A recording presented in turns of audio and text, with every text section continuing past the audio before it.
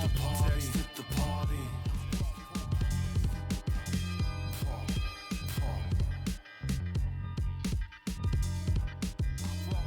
I brought Pauper Decks to the party. We in the back, playing that cheap shit. I brought Pauper Decks to the party.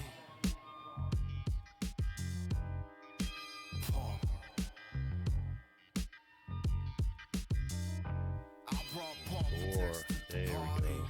Bada boom, bada bing. Yep. In the back, playing that cheap shit. Yo, bounce the mythic, res the fuck up out of here. Louis VJ case pulling out his cloud of air.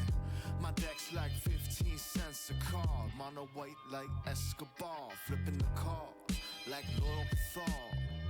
I used to be a zombie at the bar. Now I puff law. I'm essential like drafting bombs. I got mad spells in my palms. Bird soldiers lucky eagles when I stuff the palm. Guru lands for my mans, I can't afford it. I choose Zendikar. Nonetheless, I'm looking fresher than the average motherfucker at the F&M playing Euro. It's all love, shuffle up. Brought my foiled out Delver from the vault, and I'm going up to motherfuckers with it like, what's up? Nobody cares, they're just staring. We're the nerds in the back and it's apparent, but I wouldn't have it any other way. Let's play.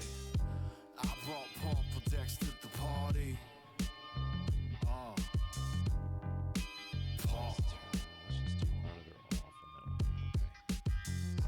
I brought Pauper Decks to the party. Beautiful. We in the back, playing that cheap shit. Yo, I brought Pauper Decks to the party.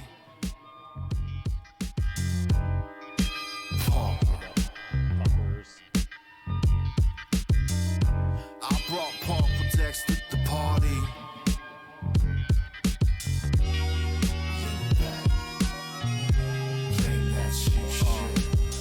In the front, they're playing limbo or some shit, doing shots. I don't give a fuck. I'm in the back with my eyes on which cards my opponent put back. From the brainstorm, I transformed and mutated and flipped out. Played a couple games and then I dipped out. I got shit to do. I only play a game or two, but yo, feel the agony of defeat while I cast agony war. Passerbys peep the shoes on my feet.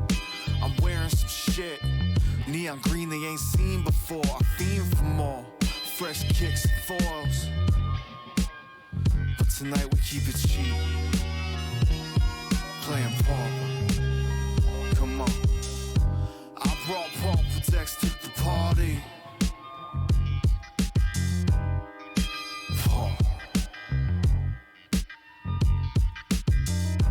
I brought Pauper Decks to the party. We in the back, playing that cheap shit. Yo, I brought Pauper Decks to the party.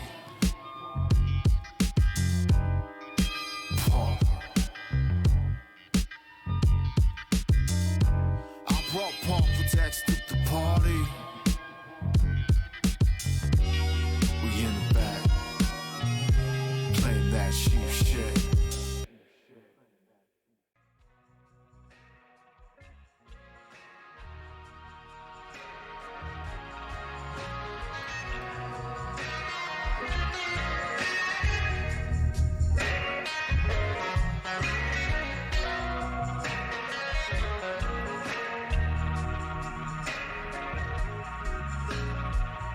Yeah, this MTG Brad of Orzov, and I'm standing outside of his Copa Bank right now. I'm taking donations.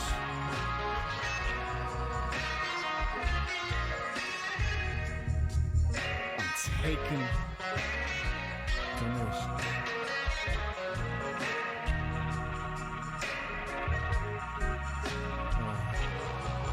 I'm a syndic, My presence celebrated by the syndicate. Went up to Kaya, said, hey, I want coins to the rafters of his Copa Bank. She gave me a job, now I'ma tell her. Ain't no power moving around without her selling it. I'm hella rich. I draw a verity circle and hear your words twist I earn. Working at the bank, coins round my neck make the Azorius shake. One day the crew came through and they smashed shit. Boros rushed in chasing after them. Crew staffs knocking over pillars, priceless artifacts shattered while I just start to bill them. I'm Niv-Mizzet without the math. I'm Kaya's rap.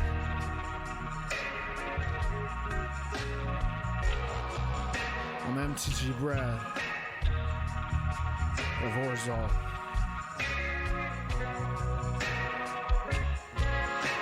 Big ups to the Pauper Guild. This is our year.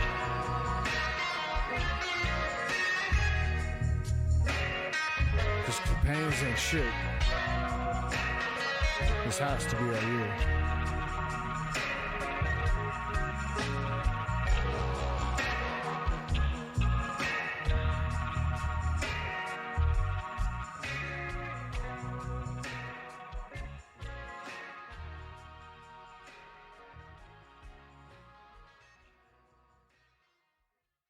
Bellwether.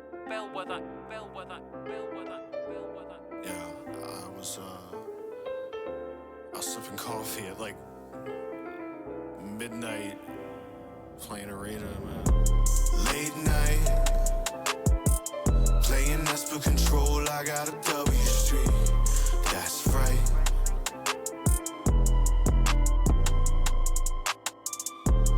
Late night, playing Esper Control, I got a W Street, that's right.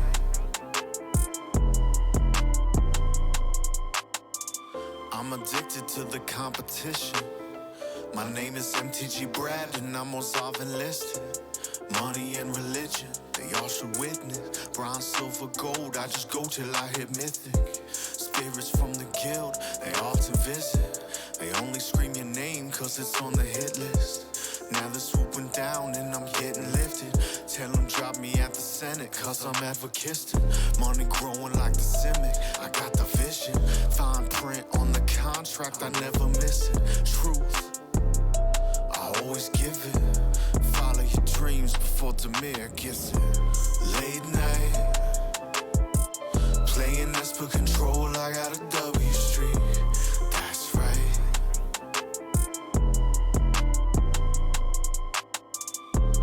Late night, playing Esper Control, I got a W Street, that's right.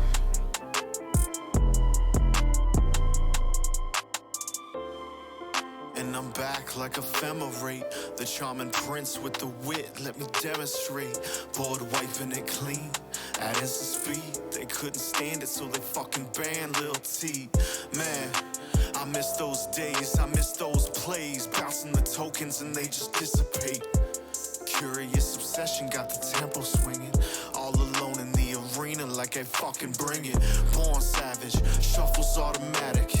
I'm playing sleeveless and I'm still catching static. MTG rap just appeared on your plane. Gather round, you know the name of the game. Late night, playing Esper Control, I got a W Street, that's right.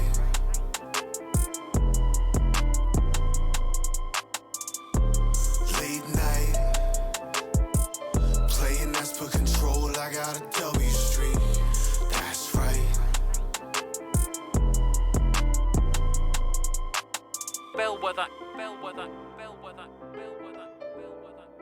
MTG Brad of Orzhov,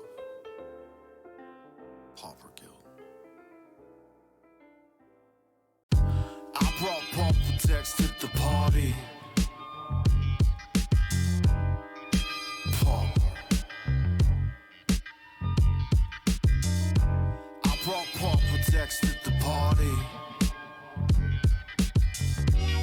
We in the back, playing that cheap shit. I brought Pauper decks to the party. Pauper. I brought Pauper decks to the party. We in the back, playing that cheap shit, yo. Bounce the mythic res the fuck up out of here. Louis V, JK's pulling out his cloud of air. My deck's like 15 cents a card. Mono white like Escobar, flipping the card like Loyal Thor. I used to be a zombie at the bar, now I puff law. I'm essential like drafting bombs. I got mad spells in my palms. Bird soldiers, lucky eagles when I stuff the palm. Guru lands for my mans, I can't afford it. I choose Zendikar. Nonetheless, I'm looking fresher than the average motherfucker at the F&M playing Euro. It's all love, shuffle up. Brought my foiled out Delver from the vault, and I'm going up to motherfuckers with it like, what's up? Nobody cares, they're just staring. We're the nerds in the back and it's apparent, but I wouldn't have it any other way. Let's play. I brought Pauper decks to the party. Pauper.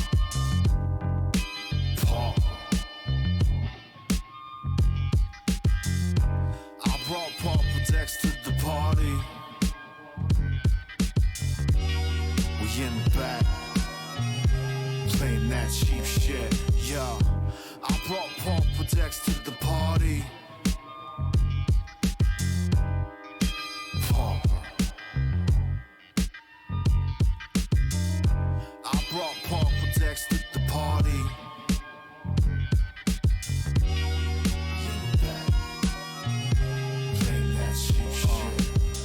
In the front, they're playing limbo or some shit, throwing shots. I don't give a fuck. I'm in the back with my eyes on which cards my opponent put back. From the brainstorm, I transformed and mutated and flipped out. Played a couple games and then I dipped out. I got shit to do. I only play a game or two, but y'all feel the agony of defeat while I cast agony war. Passerbys peep the shoes on my feet. I'm wearing some shit, neon green they ain't seen before. I fiend for more, fresh kicks and foils. But tonight we keep it cheap, playing Pauper. Come on. I brought Pauper decks to the party. Pauper.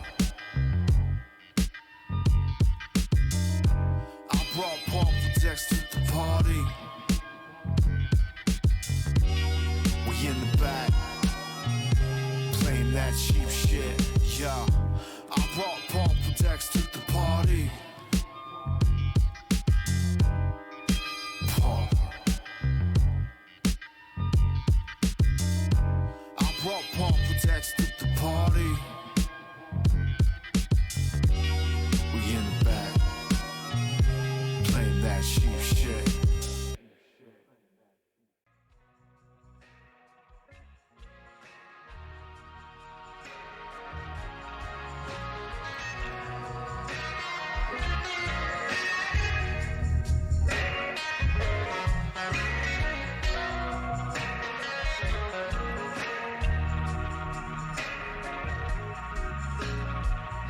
Yeah, it's MTG Brad of Orzov,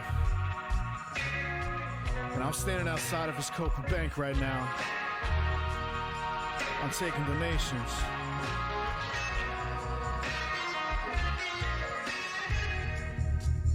I'm taking donations.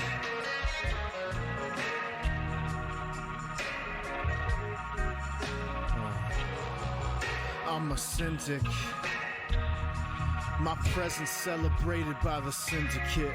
Went up to Kai, I said, hey, I want coins to the rafters of his Copa Bank.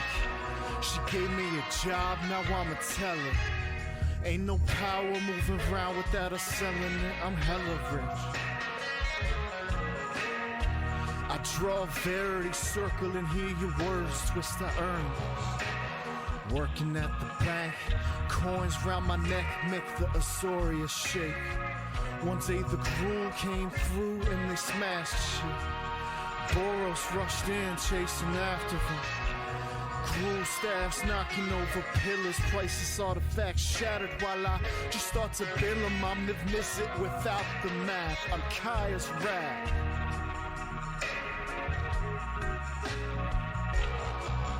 I'm MTG Brad of Orzhov.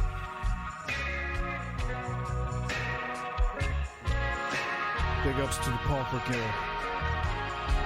This is our year.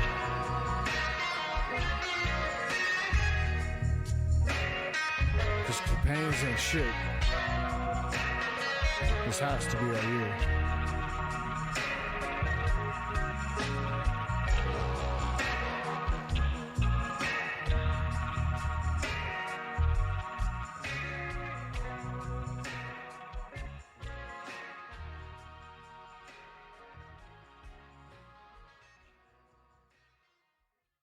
Bellwether, Bellwether, Bellwether, Bellwether, Bellwether. Yeah,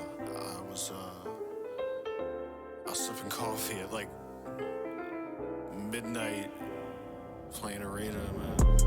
Late night, playing Esper Control, I got a W Street, that's right.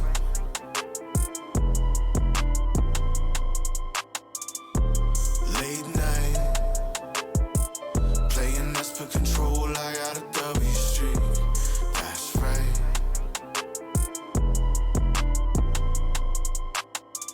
I'm addicted to the competition. My name is MTG Brad and I'm Orzhov enlisted. Money and religion, they all should witness. Bronze, silver, gold, I just go till I hit mythic. Spirits from the guild, they often visit. They only scream your name cause it's on the hit list. Now they're swooping down and I'm getting lifted. Tell them drop me at the Senate cause I'm advocating. Money growing like the Simic, I got the vision. Fine print on the contract, I never miss it. Truth, I always give it. Follow your dreams before Demir gets it. Late night, playing Esper Control, I got a W Street, that's right.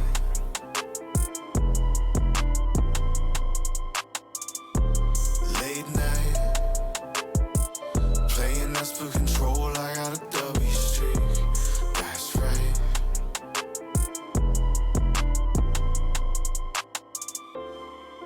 And I'm back like ephemerate. The charming prince with the wit, let me demonstrate. Board wiping it clean, adding some speed. They couldn't stand it, so they fucking banned Lil T. Man, I miss those days, I miss those plays. Bouncing the tokens and they just dissipate. Curious obsession got the tempo swinging. All alone in the arena like I fucking bring it. Born savage, shuffles automatic. I'm playing sleeveless and I'm still catching static. MTG rap just appeared on your plane. Gather round, you know the name of the game. Late night, playing Esper Control, I got a W Street, that's right.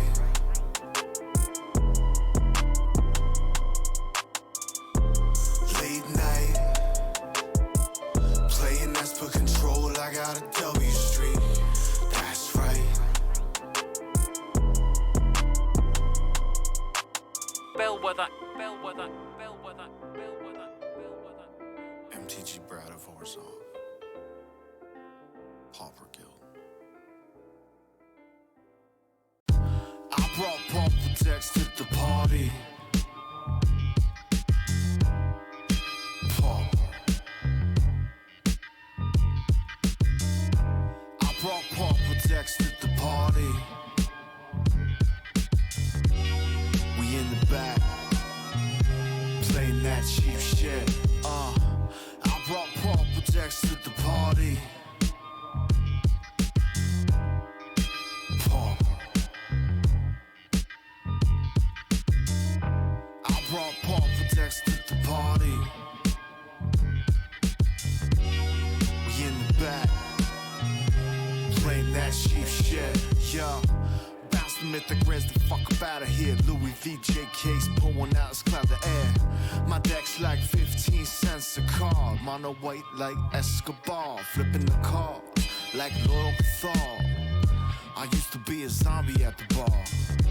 Now I puff law. I'm essential like drafting bombs. I got mad spells in my palms. Bird soldiers lucky eagles when I stuff the palm. Guru lands for my mans, I can't afford it. I choose Zendikar. Nonetheless, I'm looking fresher than the average motherfucker at the F&M playing Euro. It's all love, shuffle up. I brought my foiled out Delver from the vault, and I'm going up to motherfuckers with it like, what's up? Nobody cares, they're just staring. We're the nerds in the back and it's apparent, but I wouldn't have it any other way. Let's play. I brought Pauper decks to the party. Bada boom, bada bang, bada bam. All right, I think we are live. All right, I think we are. Music stopped. Yes, the music stopped. We are on Oh. camera. Oh, now I have to mute the stream because I Yeah, I did that too. can't. Hello, everybody. I had myself on like 5-second delay. I'm like, that's not gonna work. Yeah, it's weird.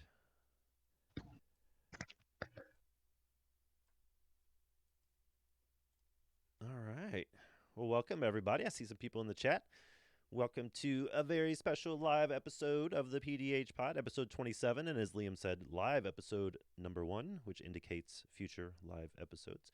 We are the one and only Magic the Gathering podcast dedicated to the total exploration of the Pauper Commander format. I am Brad Drac V, and for the first time, we can actually see my co-host from the East Coast. Right above me is Dave the Alkadron Vader. What's going on, buddy? That's me. Hey. I am having a great night. I'm on Twitch. Looking This is good? dope. This is Yeah. dope.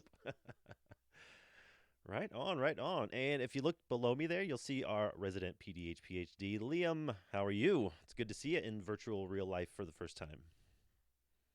Yeah, in virtual real life for the first time. I'm doing all right. Good deal, good deal. That's it. Good to Yeah. finally see y'all's faces. Normally it's either your hands Yeah. on spell table or just your voices. So I see we got some people in the chat. I'm not sure when exactly. We may do it throughout the show. We hadn't got a super plan going on there. Thanks, Trainer. I'll put up my mic a little bit. But we're going to get to some of your questions there in the chat. I don't know if we'll try to compile them all and get to them at the very end of the show or just get to them as sort of as they come up. But that'll be part of it too. So get some questions ready for us and we'll get to those. First of all, let's do a little housekeeping as normal. It's kind of a semi-normal podcast. I want to shout out the Patreon, patreon.com/thepdhpod. We have 2 new patrons actually this week. It's Magus of the Jank in North Dakota. If you want to be like them, you get access to pre-show, show notes, early access to the episodes, all that good stuff for signing up. I think for as little as $1 a month, so you can't beat that. And you get access to our super secret Discord server where we can talk about decks, chat with the crew, all that good stuff. So check that out if you will. And then also check out the YouTube channel, PDH Pod over there as well. Robert's kicking butt on those videos. We should have another one here shortly. They seem to be pretty popular, and like everyone he puts up makes all the other ones more popular as well. So that's been pretty awesome. And I think that's all the promo we got. Liam, did you have anything ready for This Week in Magic? Any new spoilers? I mean, maybe Secret Lair? I don't know. Honestly, Brad, I have no time is an illusion at this point. I think there were no new secret layers. Now I say that, and I think about it, and if you're paying attention to the Flexi RB1 in Mushroom Machines previews today, I don't know what you call that. You're crunchy. They showed the product lineup. A little bit. I just know Audacity recording for me this week. We got Craig. Sorry, I heard the first half of what you were saying, and then something about looking at a product lineup. That's where I lost you. Yeah. So if you were paying attention to the spoilers today on the MTG stream, you saw the March of the Machines and Phyrexia all will be one product lineup. And in the product lineup for Phyrexia all will be one, they announced there will be 3 secret layers tied to that set. So while there were no secret layers specifically revealed this week, Awesome. didn't stop. At this point, I'm just gonna find an excuse to just talk about Secret Lair every week, even though I You should. absolutely like despise it.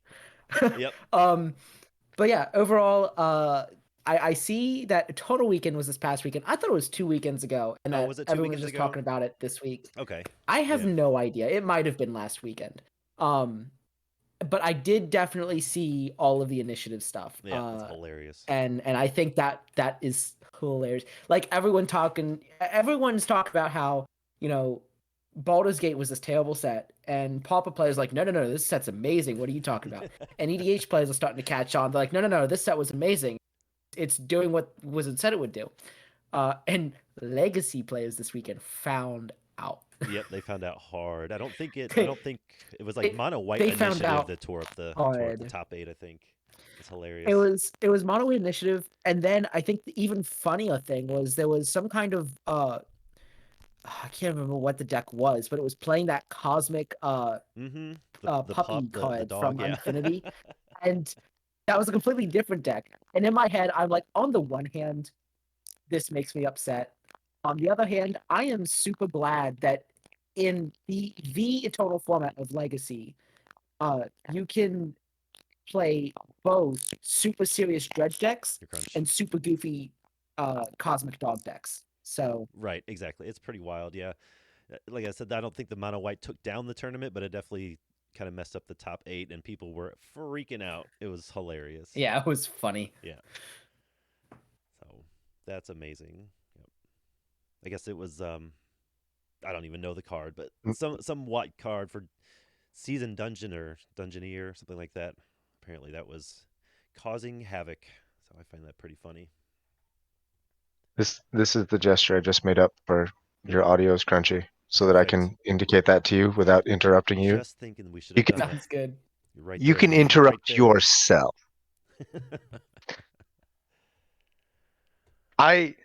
All of this is news to me. I had no idea that I didn't even know there was a tournament happening. That's how much attention I pay to Magic News Legacy. I don't think most people would have known if it didn't set social media on fire with the initiative stuff. Like people were pissed off. So that's hilarious. A Total Weekend's been happening the last couple of years. Actually, it might be even longer. Like I just know about it the last couple of years because that's when they've been streaming it. And yeah. Yeah, but normally I don't pay attention to that kind of stuff either. It just so happened that all of a sudden my timeline was full of people really mad at Mono White. Mono White is too strong. Has too much draw power. Ban it. Yep. Get it Wizards. Mono White. Well, Jeremy said this on the PDH Pals when it might have been in the middle of the Baldur's Gate set review. Mm-hmm. He said Mono White has too much draw, and everyone was like, funny joke. You're the funny joke man now. You're funny joke man. joking. And like Mono White's ruining Legacy now. Yep. Mono White and Cosmic Dog Planeswalkers. Yep. Turns out he wasn't the joke man at all. He was the prophecy man. Yep. Yeah. Yeah, apparently the Cosmos Dog Planeswalker opponent, like whoever played it rolled a 6, and I don't know what a 6 does, but his opponent instantly scooped to it. So yeah. Next year they'll be scooping to Gandalf and the Hobbits, so we'll see how that goes. Don't even look. All I'm saying is, if I sit down at an EDH table, next year, and it's Gandalf versus the 11th Doctor versus Ken from Street Fighter versus Daryl versus the Imperial Space Marines. That's right. Yeah, just like versus Ezio, like got like an 8-way EDH pod going. I'm done. I'm walking out. Yep. That's not happening. Yeah, 100%. That's funny. A lot of those things I'm deeply disinterested in, but I have been trying to wrangle the Warhammer decks because like every time I look at them, they look more fun for me. Mm-hmm. Like I originally bought Chaos Marines, and then I was looking at the Space Marines, and I was like, the Space Marines one also looks awesome. And so I've tried to buy this thing from Target's website, Mm-hmm. and they sent me the Necron deck. So I called customer service, and I was like, "You sent me the wrong thing," and they're like, "Oh, we're so sorry. Keep the Necron deck. Like, Ooh. we'll just send you a replacement." And I was like, Solid. "That's fine." Yeah. So they sent. It took them like 2 weeks to process the replacement item, and then another week to ship it. And it arrived on Saturday, and it was another Necron deck. Oh my God. Like, Get out of what here. am I gonna do with all these Necrons? Like, so I was like, Wait, maybe didn't you buy a Necron deck? I did. This is my third Necron. I don't need this many Necron decks. Wow. So like, one the You wanted the play like set of Necrons, I guess. apparently. So like the first one I bought, I opened and I sleeved it and I was like, this will be cool. And like when Target sent me the extra one, I was like, I guess I could just leave this on my shelf. Like it's Sure. free, so I'll just Yeah. like maybe it'd be worth something in 5 years. That's I don't right. know. Free Uh, sealed product. free sealed product. So like when I got the third one, I'm looking at their customer service webpage and I'm like, This can't be my happening. my options are they're not going to let me keep the second free one like for free. Right. Like if I want a refund, I have to send this one back to them, and I getting a replacement is no longer an option because now they're sold out of the Space Marines. Yep. So I'm gonna send this one back. I'm gonna get my refund, and I'm just gonna buy the Space Marines somewhere else. Yeah. I did end up buying the Necron one, but my LGS didn't have any of them in stock. Like they kept selling out like instantly. So the only place near me was my Walmart, and they had them for like $65-$70. I'm like, I might play this deck once. I don't want to buy it for that amount. And then my LGS owner texted me when he got more in. He's like, "Hey, I got these in. I got this, this, and this in. If you want one of them." And I said, "How much you charging for them?" Because Walmart wants almost $70. He's like, $45. I'm like, okay, I'll be there in 1 hour. So I rushed up there and picked up my Necron deck. Still haven't played Very it, nice. but I have it. It is pretty sweet. They do look. I was kind of worried, like the cards and online, like the spoilers and stuff. The cards looked a little cheesy, but in person they look great. I thought they looked really cool. I love the way they look. Yeah, like I So, but yeah, the frames on those 40K cards looked a little strange online, but no, in person they look awesome. I like the way they look in person. Definitely, I will agree with the online, the cheesy bit where they look kind of metallic and slate like, but in person, I think the actual ink on the card it looks much better. Yeah, that's a good way to put it. Mm-hmm. Yep. Yeah, North Dakota in the chat says, "I guess Alkadron's giving away a deck." he's got Necrons maybe. to spare. Yeah. Got so many Necrons. So Yeah, many I mean, Necrons. I would definitely not be opposed to like doing that. Like on the 1 year anniversary of this live show, if the Necrons are worth anything, I'll give out a Necron deck to some patrons, some live viewer. It could be entertaining. I certainly don't need a second Necron deck, so All right, this I'm is gonna fine. fix my volume a little bit Strip it so for y'all can putts. talk amongst yourself for a moment. I guess Strip it there's a for putts, darkness in there. There's a I'm, darkness. I'm, I'm sitting here like thinking like what parts, like what out of this deck would I ever actually use for anything? Like darkness and The the Vault throat, of right? Whispers. Yeah. I've got tons of. I mean, I like the original Vault of Whispers. I got a bunch of those. Like, Yeah. darkness, I'm very interested in because it doesn't have racist artwork. That is true. And Go for the Throat, I'm interested in because this is the first common printing of it. But like, I don't need a Vault of Whispers. Like, Yeah, for sure. I don't play those very often anymore. I need a Vault of Whispers. that's part of the giveaway. I give away the darkness to myself, and I give away the Vault of Whispers to Liam, and I give away the rest of the deck, the scraps, if you will, the leftovers, the chaff, if you will, the useless mythics. the rest of you can have those. Yeah, you can fight amongst yourselves for those. All right. Well, I think we can get into sort of the quote-unquote episode, if you will. This week we're going to go over some of the Jumpstart 22 cards that we got either at common or uncommon.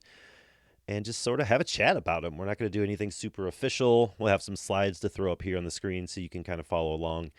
And that's really about it. If you guys want to hop in the chat, mention something, we'll try to get to it. Like I said, have those questions ready for a little bit later. But if you guys are ready, I was just going to start throwing the cards up on screen. How about that?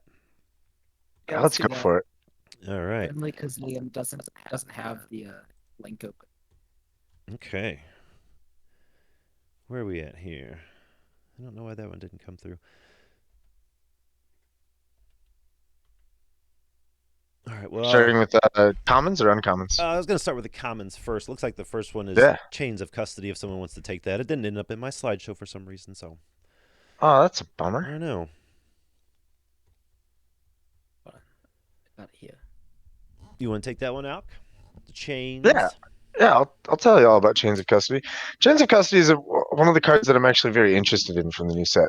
It's a 3-mana enchantment aura that is functionally an Oblivion Ring, but instead of just being an enchantment that lives on the battlefield, not attached to things, it is attached to a creature, which honestly makes it a lot more vulnerable. Like Sure. O-Ring is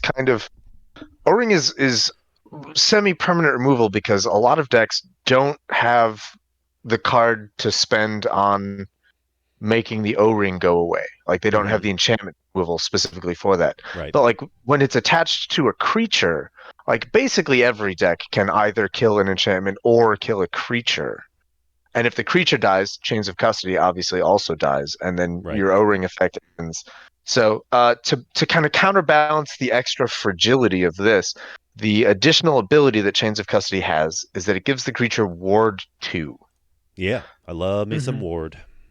Yeah, so Yeah. if you're going to spend your removal to try and kill the creature and kill the removal spell at the same time, it's going to cost you a little extra mana. Right. I'm mostly really interested in this card for Norika. Ooh, okay. Bring it back a couple Because times. she likes the ward. She really Mhm. likes this sort of like when this kind of removal effect becomes repeatable, she really likes doing that. Yeah, interesting things you can do with this in Nordica. I think mostly it's kind of not like you don't want to replace O-Ring with this, I don't Right, think. for sure. It's Mhm. definitely like weaker than like all of those effects. Yeah.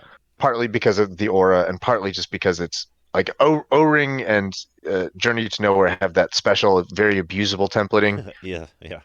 where if the enchantment gets removed before the creature gets exiled, then the creature never comes back. Yep. And it's like that's Classic. really what Nordica wants to be doing. Mhm. Like Nordica wants to find a way to like get the O-Ring into play, sacrifice it with its ability on the stack to permanently exile thing, and then next turn you attack with Nordica and you do it again. Yeah. Which is extra super gross. And you can't do that with chains. Yeah. So I think it's not going to have a huge impact, but I am very interested to see what it does affect. Yeah, I also don't think it'll have a huge impact, but I like that they made it, I don't know if safe is the right word, but safe enough to where it'll slot in a lot of different decks too. Journey and Oblivion, those go in a lot of white X or mono white decks. I think this one will probably go in 80% of those decks. So it's not, super specific where you have to build around it or have to have a certain synergy. It'll go in most decks. It's just, like you said, not as powerful as those other two. Yeah. So, what do you I'm think, checking Liam? the chat here. Oh, Oh no, yeah, let's check with Liam and then check the chat. yeah. What do you think of the chains, Liam? Yeah, no, I think that the change is a solid card. And depending on what white X deck you're running, might replace the O-Ring just because you're a casual scrub like I am. Hey, I am not opposed to that at all. What do you got from the chat, Alk? There's lots of people telling me about this card in the chat. North Dakota says Chains is the goat of all the new cards, I think he probably means. Okay.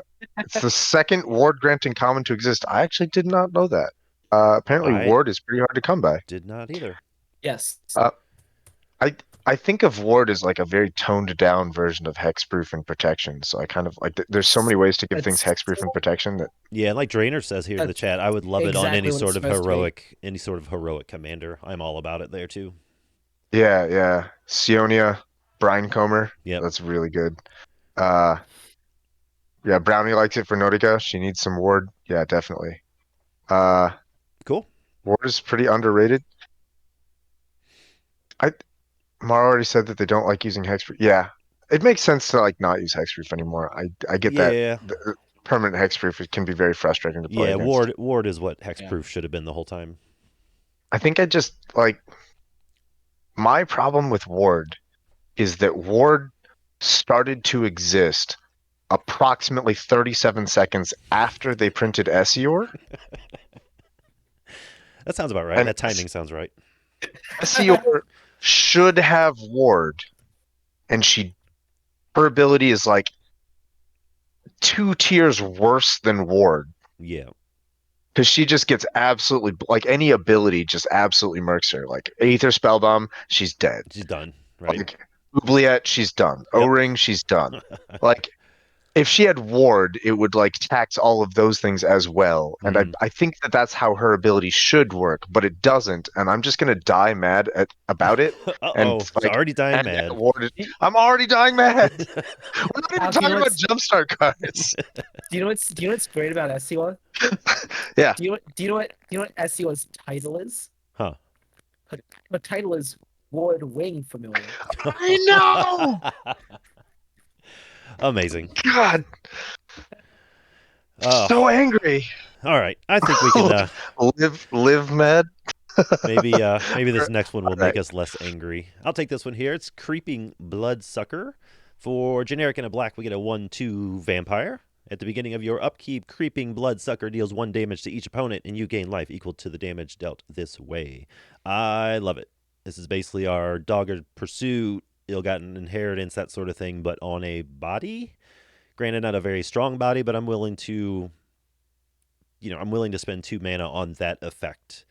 So my thoughts is that we have a lot stronger 2-drops in the format. So hopefully your opponents are more focused on the other 2-drops on the table and not yours. And if this lives for 2-3 turns, you definitely got your value out of it. So the tribe doesn't really matter. Vampires isn't a huge thing in PDH. But other than that, I love it. A little gain and drain action. I am all about it. What do you guys think? I can agree that PDH Tribe does not matter as much. Mhm. The vampire doesn't matter. But I think the vampire tribe is actually pretty relevant in most other forms.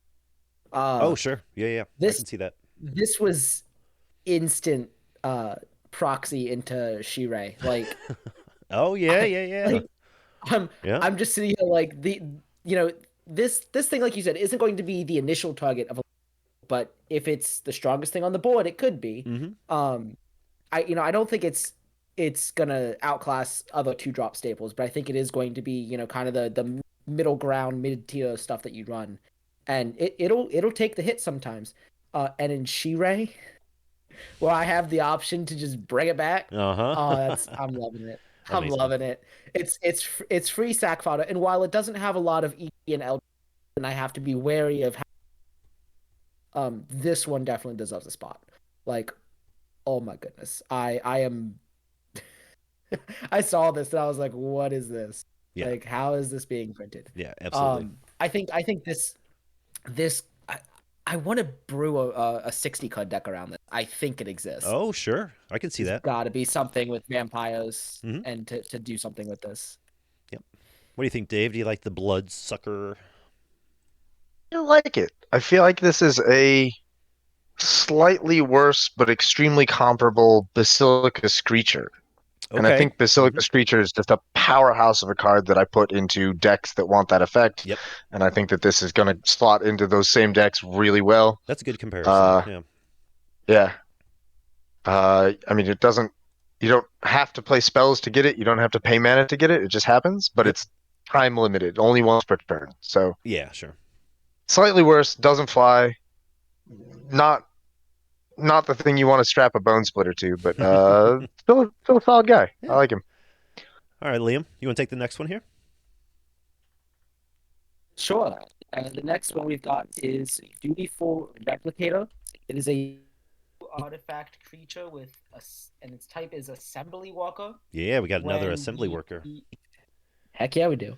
And when the replicator enters the battlefield, you may pay 1. When you do, you create a token that's a copy of target token you control, not named Dutiful Replicator. Interesting. Very interesting effect at common. Enter the battlefield, you may pay 1. When you do, create a copy of a token you already control. Yep. I'm just thinking of all the stuff you can do with that. Yeah, I was thinking right, like Drainer said. Someone in the comment is myriad Yep, abuse. that was the first thing I Myriad noticed abuse. too. Yep. Yeah, that could get a little crazy. Who? Because those token copies have myriad. Yeah, and the thing is, the Dutiful Replicator And it's like isn't the Dutiful Replicator doesn't become that creature. It creates a token that's a copy. So if you start flickering the Replicator, you're just gonna go nuts with it. That's awesome. It's not very that hard to use with myriad. Right. It's a little hard because myriad tokens exile themselves at the end of combat. So in order to get this guy's ETB to actually see the myriad token in existence, you either have to be flickering him in the middle of the combat step, which is fine. That works really well. Or you have to have already populated a myriad token with some other effect. And I think the only populate effect we have at instant speed is like V2Kazi Guildmage, or there's a fog, there's a disenchant. Yeah, there's like one of each color basically. The populate effects we have at no, I don't even think instant there's one of speed each color. I think it's just white and green, actually. Yeah, I think there's like 2 or 3. Yep. The decks that absolutely love and can abuse it will love it. Oh yeah, for sure. In general speaking, it's okay. Yeah. Yeah, it's not impossible to use. Like Drainer says Ephemerate. Sure. Monkey Dota's saying Wrath Capuchin, and yeah, those guys go hard with this for sure. Absolutely. Yeah, the decks are going to be running the flicker stuff anyway, but it is more difficult to get it to work with Myriad than by itself as printed. This and Tabaxi Toucaneers by themselves does not give you what you want. There has to be a third card involved to make that happen. That makes sense.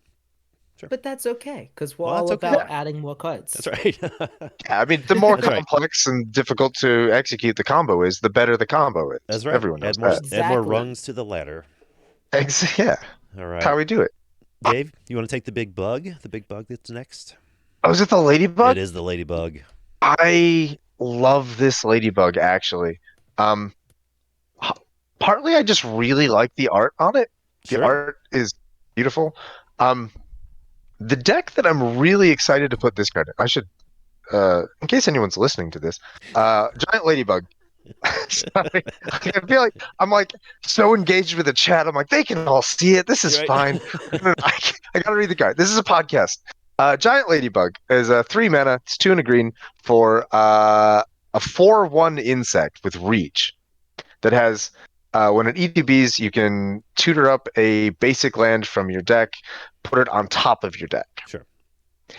So it's not putting the land into play. It's not even putting the land into your hand. It's just making sure that your next draw is a land, or your next Explorer's Scope activation, or Lantern of Insight. Revealing. Revealing. That's the one, not Insight. Yeah, it makes sure that the top card of your deck is a land, which can be really important for a number of different cards. Sure. And the thing that I like about it a lot is just its stat line. A 3 mana 1 with reach is, yeah. I really want this card in Marhault El's Dragon. Oh, gross. Yeah. So I want it to fix my card draws for lands, so that I can, the deck is so aggressive and so cheaply costed that it's not running as many lands as it probably ought to. Sure. Having a 3-drop that reliably makes sure that I hit land drop number 4 and can cast the dragon, and then attack with this, that excites me. And then on attack, normally this card just you attack with it, someone blocks with their like spirited companion, you're like, well, Yeah, shit. done. He stepped on the ladybug. It's over. Now I feel bad. Right, but like North Dakota says, you can't like in L's Dragon, spirited companion does not trade with this. Like this trades with like a juggernaut. Yeah. Like I'm okay with that. Like, Yeah, it certainly this is does. fine. Uh-huh. So yeah, like the L's Dragon is just full of these like, or my I should say my build of L's Dragon is just full of these cards that are just like their mana cost to power ratio is really good at the expense of having terrible toughness Mhm. because you're not going to block. Right. You're just going to eat the 4 to the face and like it, Right. and I'm going to get my land and like yeah. So, hello, Sniff. Hey, Fancy Sniff, seeing welcome you to here. the show. How's it going? All right. Yeah, I am a fan. I pretty much would mirror everything you just said about it. What do you think, Liam? You like the big bug? Dave's pretty much covered the only use I would have it for. Yeah. I'm not a particularly big fan of search effects that take lands and put them on top of the library. Putting them in hand is already like bad enough in my opinion. But that's because I'm that's because I'm a red mage and I only need 3 lands and I like to put them into play. Into where play, they belong. ready to go. So yeah. I'm sure there are decks that love this card, like your El's Dragon. Sounds like it's gonna love this card, but For sure. it's pretty low for me All right. personally. I think we I can. think L's Dragon loves it, and I think decks that really want to get a lot of value out of Explorer Scope or Raider's Carve or Lantern Yeah. also Yeah. really like it. Lantern's but yeah, huge with this card, for sure. Oh yeah. yeah. I told you guys that Lantern was gonna be good. I told you. I believed you. Explore Scope as a commander. Oh, Rule of Commands. Yeah. That guy. All right. What we got Wow. next here? Ooh, we got Goblin Researcher, 3 colorless, or 3 generic, excuse me. And a red, you get a 3/3 Goblin Wizard. I'm always a fan of that type line, Goblin Wizard.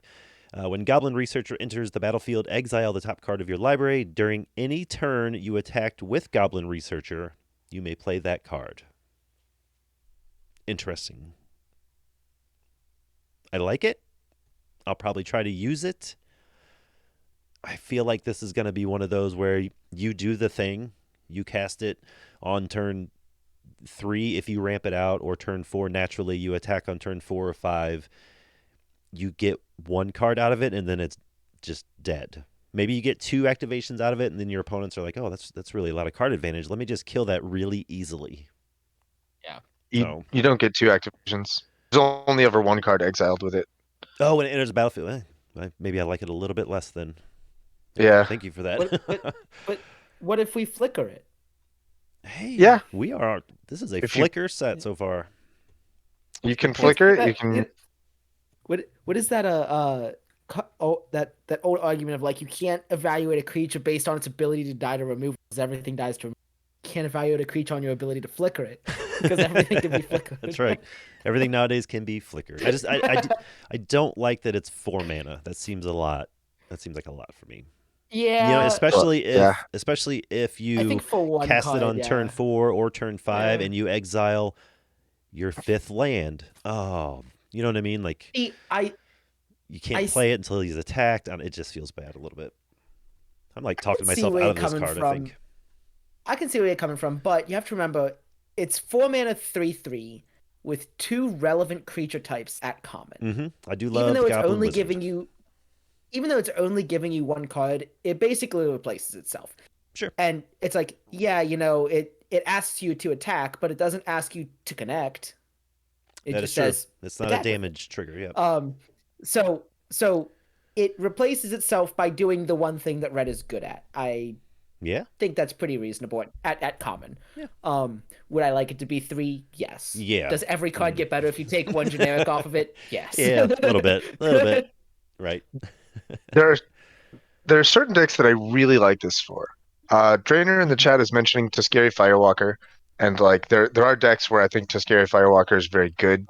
Like it's a house in the Mardu Rough Rider deck Okay. where you want to be attacking things constantly, and Yeah. like when you can turn those attacks into even a little bit of And it card profit, advantage, it's good. The one deck where I'm really excited to run this guy is the Airdrop Captain, because that's Yeah. mono red. Uh-huh. It needs not only does it need goblins, it needs goblins that have power. Mm-hmm. It's like there's so many goblins that are like, this goblin has an effect, and it's 1 power, and you're Yeah. like, I don't want to fling a 1 power goblin. Like that's Yeah, spend my whole turn to hit you for 1. got axes, but like Right. even those are an investment. So like having a goblin, a 3 power goblin that replaces itself in a deck that wants 3 power goblins and always runs out of cards. Like there are decks that are really excited about this card. Okay. There are not many. It's a very small number But of decks that are excited about this card. But they exist. noticing They another exist. theme. But they exist. That's fair. That's a fair I'm point. noticing another theme of this set review. What's that?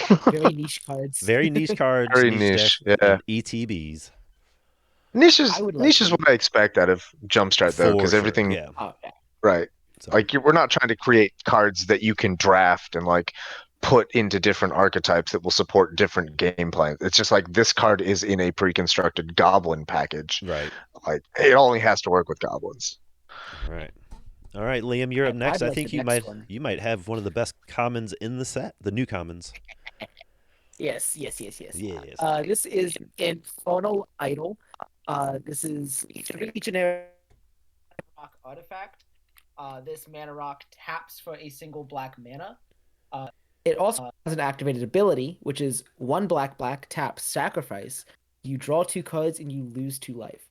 This is an instant staple for Yoggle, because it's a mana rock, and my Yoggle deck has a secret artifact sub-theme that's not really a secret because of all the equipment and mana rocks that it runs. The not so secret. And that artifact sub, the artifact sub-theme is really only for the death cap that gives it +1/+0 for every artifact.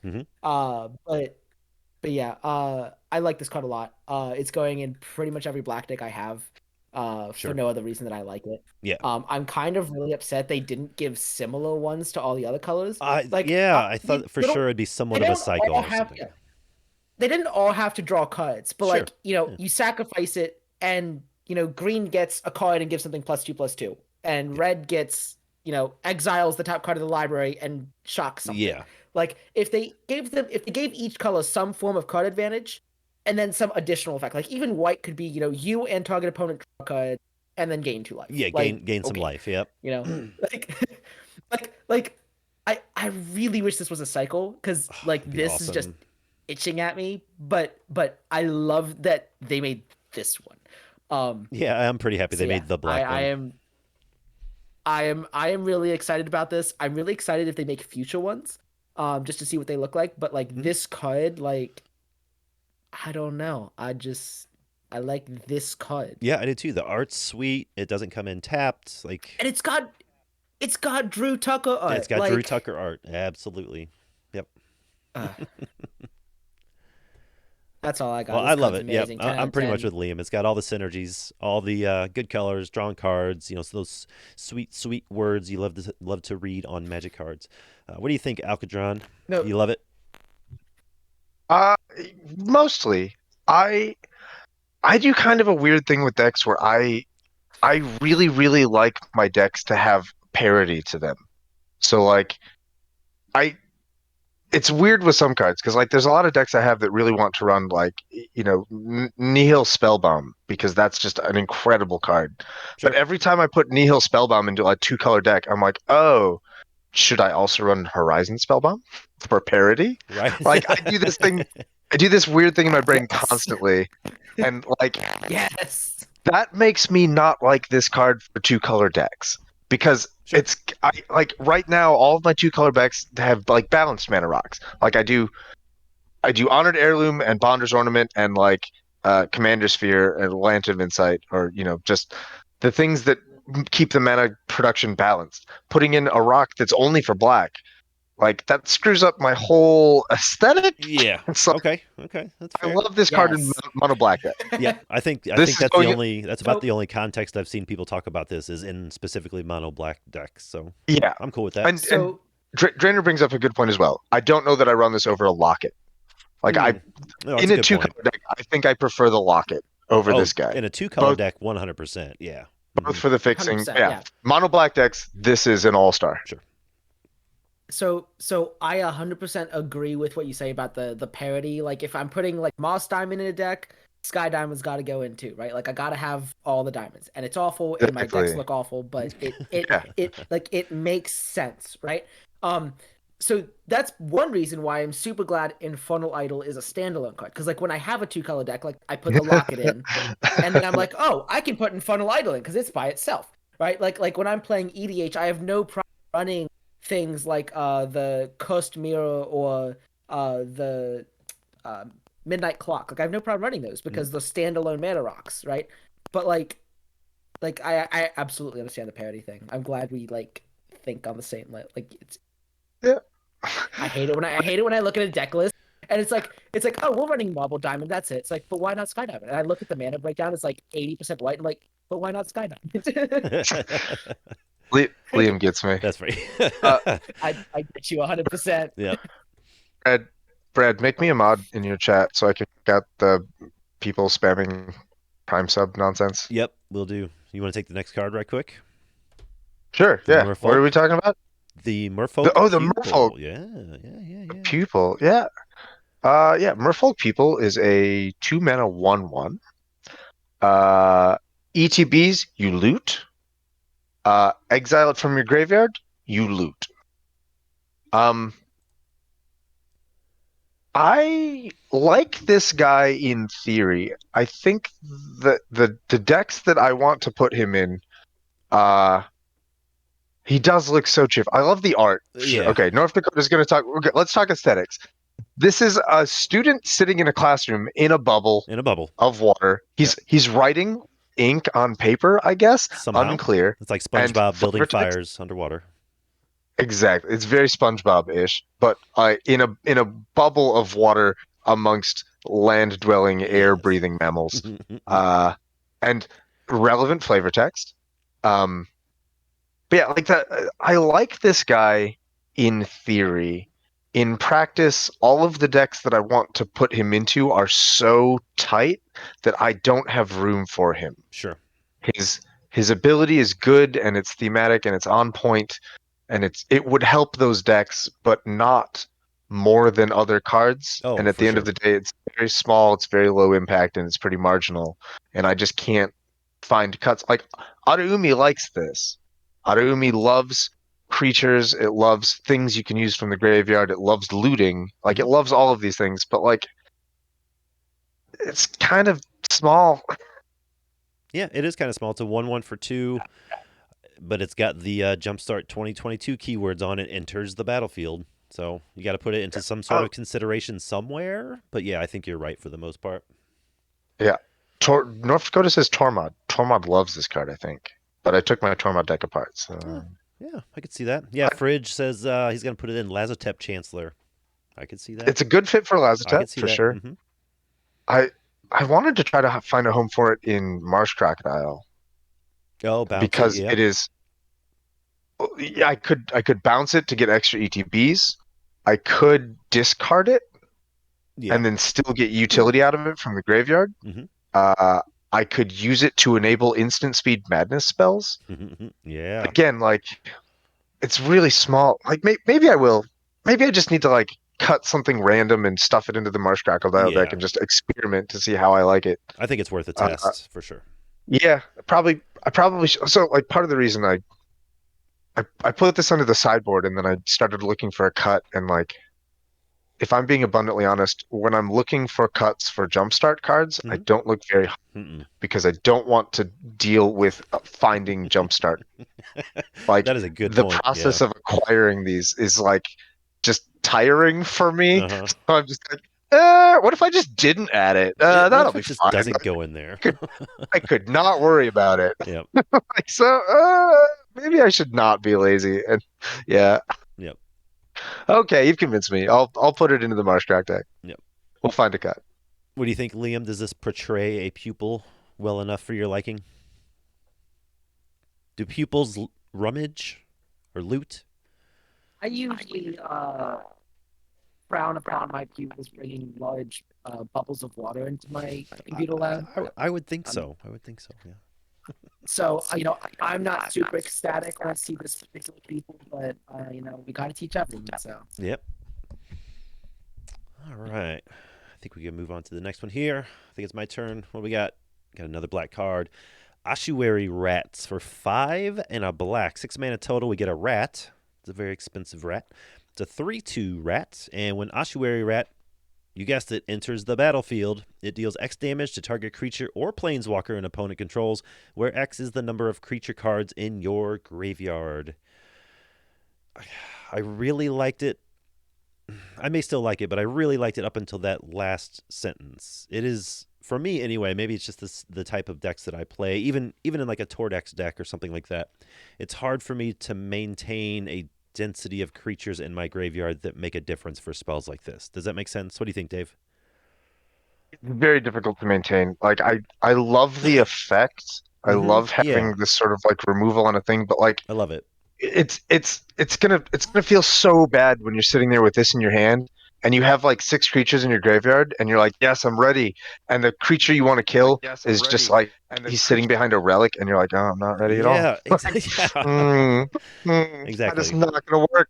Like And I know it's a rat, so it has to care about the graveyard. But if it's a graveyard in exile or something like that, that'd be different. I Or on board and on the battlefield and your graveyard, that'd be different. But that would be very different. yeah, I really hate that it only hits a single target and you don't have the option to like split up the damage. yeah, and it doesn't go to face either. Yeah, I mean, I can get over that. There's plenty of effects that do that, but I really can't get over the fact that I can't split up the damage. This is 2022. It's almost 2023. We have That's right. broken green cards every other hour, and the black cards can't split up the damage. Right. For a 6 mana rat. For a 6 mana 3/2. Yeah. You want to talk about the 4 mana 3/3 a couple cards back? A 6 mana 3/2. Uh-huh. When we sit in a format that has such high graveyard removal, like there's such a density of it, especially at instant speed. Like even if they don't hit your whole graveyard, the chances they could maybe take out 1 or 2 cards with just what's in their hand is shockingly high most of the time. Yeah, it's shockingly high. Yeah, it'll scare you. Yeah. All right. Up next, we got a dragon. What do you got for us, Liam? Yeah, we got a Plundering Predator. It's 4 and a red for a 3/3 flying dragon. We had a 4 mana 3/3. Now I got a 5 mana 3/3. What is this? When the Predator enters the battlefield, you may discard a card. You do draw a card. Okay, so we're paying 1 generic more for flying, basically. Yeah. I mean, it's enter the battlefield, discard, draw. So what is that? That's rummage. That's rummaging. Yeah. Yeah, I mean it's alright. Yeah. Okay. As far as dragon decks go in PDH, I think it's okay. Because we don't have a lot of common dragons. I mean, even the Dungeons and Dragons deck we just had really fill out the common dragon slot a lot. Yeah, definitely. But even still, like there's a little bit to be desired depending on what deck you're building. Yeah. And I like to see the continued support for common. Yeah, and I don't know if it's like the boomer Magic player in me or the old school D&D player, but like if I'm paying 5+ mana for a dragon, I would rather this be a 5 mana 5/5 than a 5 mana 3/3 that rummages. Like I just want dragons to be huge and flying and kill things. Like I don't need them to have other abilities. I want charging Monstrosaur. But instead of trample, give it flying. Right. We have that. It's called Lightning Shrieker. I love Lightning Shrieker. Lightning Shrieker is amazing. What is this card? It's Lightning Shrieker. 5 mana 5/5, trample, haste, and at the flying. With flying. It returns itself, yes, right? It does. Yeah, no, I don't want that. Get rid of that. No. Get rid of that. It returns What do into you the want from library. a 5 mana 5/5 trample haste flying? It goes into your library unless you can bounce it. Okay, yeah. So get rid of that second line of text and get rid of trample. Flying haste is fine. Flying a 5/5 flying haste for 5 mana, perfect. Did you know that Beautiful. Volcanic Dragon was a rare? I did Yeah, not. I know. Okay. I think I didn't know about Volcanic Dragon. When that card was spoiled a few years back, I was like, why is this not a common? Like I think it got downshifted to uncommon in one of the 2 Commander Legend sets. It was one of the 2 of them. It got Sounds downshifted. like it, yeah. I would wager Baldur's Gate because dragons. But common? No, it was Come on. before Baldur's Gate, I think. Was it? Was it? Um, Was it the first one? yeah. Okay. But still, like I saw that and it was rare, and I was like, "What is this shit? This is a common. This is a Like I legit think Charging Monster Sword came out a few sets before Volcanic Dragon. It was part of a cycle of Mirage dragons. Each I know color it in was Mirage had a 6-mana 4/4 flying dragon. yeah, I know the Volcanic Dragon is like a super old card for Dave and his old days, but I mean like in Core Set 2019, yeah, I just like, why is this not a common? Yep. You got any comments Why on the is- dragon, Dave? I really, really like this for Lojan. Sure. Yeah. Yeah. Lojan loves this. Thrakis is okay with it. It's a little pricey, but Thrakis is okay. I mean, Thrakis probably needs the looting more than Yes. Lojan does. yeah. I Lojan is running a lot of really aggressively terrible cards because they have adventure or Aggressively dragons. terrible. Like being able to discard those to have other cards is pretty good. And like, in Lojan, this is a 5-mana 3/3 flying lava axe. So yeah. I love lava axes. Yeah, I don't know. I'm extremely confident that I don't want this in Sir Kara. Kara is the other deck I have that cares a lot about dragons because she runs the full dragons approach, everything. Oh yeah. And she just got Fang Dragon Mhm. recently, which replaced Furnace Whelp for me. But I don't, and I'm still waffling on that. I might go back to Furnace Whelp. I'm So not it's kind sure. of like the pupil, and you'll probably test it and probably not end up with it permanently. Yeah, Fang Dragon is like the pupil. I feel like I'm really torn on it because I like Furnace Whelp in Sir Kara because I feel like by the time I've actually finished the Dragon's Approach, like I'm probably sitting on 13, 14 mana. Mhm. And like Furnace Whelp is a 2/2 flyer and fire breathing. Right. So like anyone who doesn't have a flying blocker, you can just be like, You're I dead. delete you. Yeah, you're done. There's so much Goodbye. you can just pour so much mana into that. But at the same time, like by the time you've completed a full Dragon's Approach cycle, like the 5th one is damage number 15 to the table. So like probably the 6/3 is big enough. Like it probably doesn't need fire breathing at that point. Right. And it's 6 power without dumping any of your mana into it, so you can still dump your mana into other things. I think Fang Dragon is probably better, but like I need to test it. I might get into this situation where I'm like, everyone's at 3 life except for that guy who has 20. Man, I wish I had a Furnace Dragon. I wish I could pump Like, this up. Yeah. All right, Dave. But yeah, I like it. You get a blue I like the card. dragon. Oh no. Oh, is it the counterspell? The Soul Read. Yeah. Yeah, I honestly do not know how to feel about this. I think that I like it. I think that 4 mana draw 2 on an instant is really good, and I think that I have a lot of decks that really want this effect in their deck. Mhm. Just because you can keep that mana up for a turn cycle, and if you don't have to counter something, bam, you get the card draw. That you can also counter spells with it when you need to. Yeah. Seems crazy. Yeah. People E-Sphinx, Emoti, yeah. Oh, sure, Like, yeah. These modal counterspell, because this is like our second or third modal counterspell. Like you've got Soul Read, you find the Villain's Lair, you've got the crab, disc crab. Like these are cards that you really want to have them in your blue deck because you want to be able to interact with a stack, but like you really, really don't want counterspells in E-Sphinx because when you cascade into them, it just feels terrible. It feels bad, yeah. Feels real bad. Yeah. But yeah, being able to cascade into this and then still get a lot of value out of it is crazy good for the cascade guys. Mhm. Oh, Urza's rebuff as well. Yeah, that's tap some creatures. I think that one is it's okay. Yep. I like Find the Villain's Lair better than this one. Just 4 mana is a lot. 4 mana is a lot. Just because it costs 1 less. Even though the Villain's Lair is the double blue, it costs the 1 less. I like it more. Sure. Plus, Villain's Lair can help. Villain's Lair is a hard counter spell versus counter unless they pay 4, and it can fuel discard strategies. so I do like Villain Slayer, like literally on all. But I agree, this is a great second copy for decks like Sphinx, where Yeah. Mm-hmm. it's great as a counter spell in hand or a draw spell if you cascade into it. I think the deck does need just a couple more, preferably better than this one, but just a couple more to up the amount of interaction that's expected out of the Azorius deck. Sure. But yeah, Yeah. that's it. And I think either mode would feel really good and limited. So Yeah. Yeah. Weirdly, I'm not putting this into my E-Sphinx deck. Okay. My E-Sphinx deck does not contain any meaningful instance.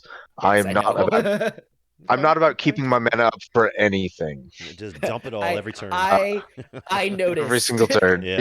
Yeah, when when when I built Swing mine, away, I Merle. looked at your list. I looked at your list, and I looked at Scarecrow's list, and I'm like, neither of these are it. I'm going right down the middle. yeah. Like Dri you're like hard cast everything, like just yeah, spend all my mana. And Scarecrow's yeah, list, I haven't seen him play it, but the way it reads to me is like, play one or two things, but let's hold up some mana, for some interaction onboard effects. And I'm just like, nah, fam. Nah. We're holding up Tap, tap, we're tap, holding up tap, tap, mana tap, for like tap. 2 counter spells, and that's it. This is one of them. This is one of the counter This is spells. one of them. This is one of them. Yeah. I'm a fan of this card. I'd feel okay with that. I'm so yeah, not putting this in E-Sphinx. I feel like where this card really wants to shine is in competitive metas. But weirdly, like I'm not putting it in Bird Horse because it's way too expensive. Bird Horse's average mana cost I think is down to like 0.97. Ooh, So Oh like god. yeah. congrats. Wow. Four is just too much for me to Did you invest in make it? anything. Did you make it a 60 Hold card on, deck or what? what? No, I just Hey, so I've like edited the mana cost on a couple cards. Like I have Gix Probe and Gush and like Foil and Daze in there as 0 mana spells. Oh, okay. And Okay. like, Sure. I That's have fair. I have Treasure Cruise. Treasure Cruise costs 1, like that Yeah. sort of thing. So yeah, not going into Bird Horse, not going into Sphinx. Like it's not going into Croc. I think that Croc has better counter spells and Yeah, doesn't care I would about think drawing. so. It's definitely going into Crab. It's probably not going into Sicarian Infiltrator. Maybe it should go into Sicarian Infiltrator. Uh, and it's not going into Parcel Beast. Yeah, Drainer. I don't think even in my casual, semi-competitive casual streams, I don't think I would run this. Maybe Uh, if I need I it, but like if even in my casual streams, like if I'm gonna put a counter spell in a deck, it's gonna be like an Arcane Denial. You know what I mean? yeah, So, but yeah, I it's worth testing. I think think.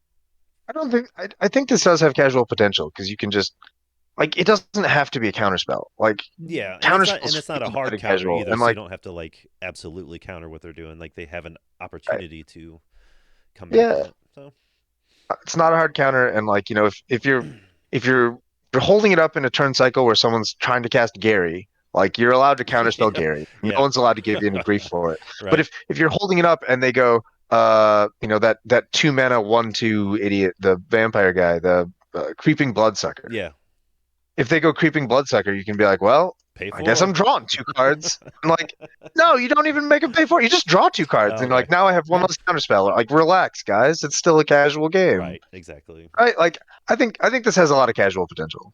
Okay, I think it's going to be better in competitive than casual. But I think I would run this in casual decks and not feel guilty about it at all. okay, cool. All right, let's move on to the next. Oh, and I found the Chains of Custody. Here it is, just mixed in randomly for some reason. So there's a pretty picture Oh, of there's it. chains. Yeah. Yeah. All right. Second to last comment we got. I was actually tagged when this card was spoiled by Scarecrow, I believe, who said, "You just took apart Risen Reef 24 hours ago, and this card would have been perfect for it." It is Spectral Hunt Caller for 4 generic and a green. It's a Wolf Spirit, a 4/4 Wolf Spirit. And for 5 generic and a green, not tap, just for every 6 mana you have, creatures you control get +1/+1 and gain trample until the end of turn. I love these effects at common. We don't have enough of them, but we are getting them slowly. And yeah, it would have been perfect in something like that. I just played for the first time. I put together a Wistful Selkie deck, and I played that last night. And like halfway through the game, I figured out that it was just another version of Risen Reef because I had 15 lands on the board, on turn 10, and not much to do with them. So I think this is an auto include in any sort of like non-combo Simic creature strategy. So I'm definitely trying it out there for sure. I'm excited about this one. What do you think, Liam?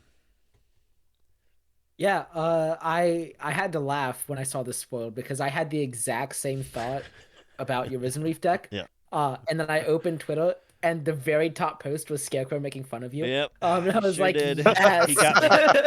He got me good. I was like, this. I was like, yes. I like this card. I don't know that it goes in any of my personal decks, which is really unfortunate because I really like.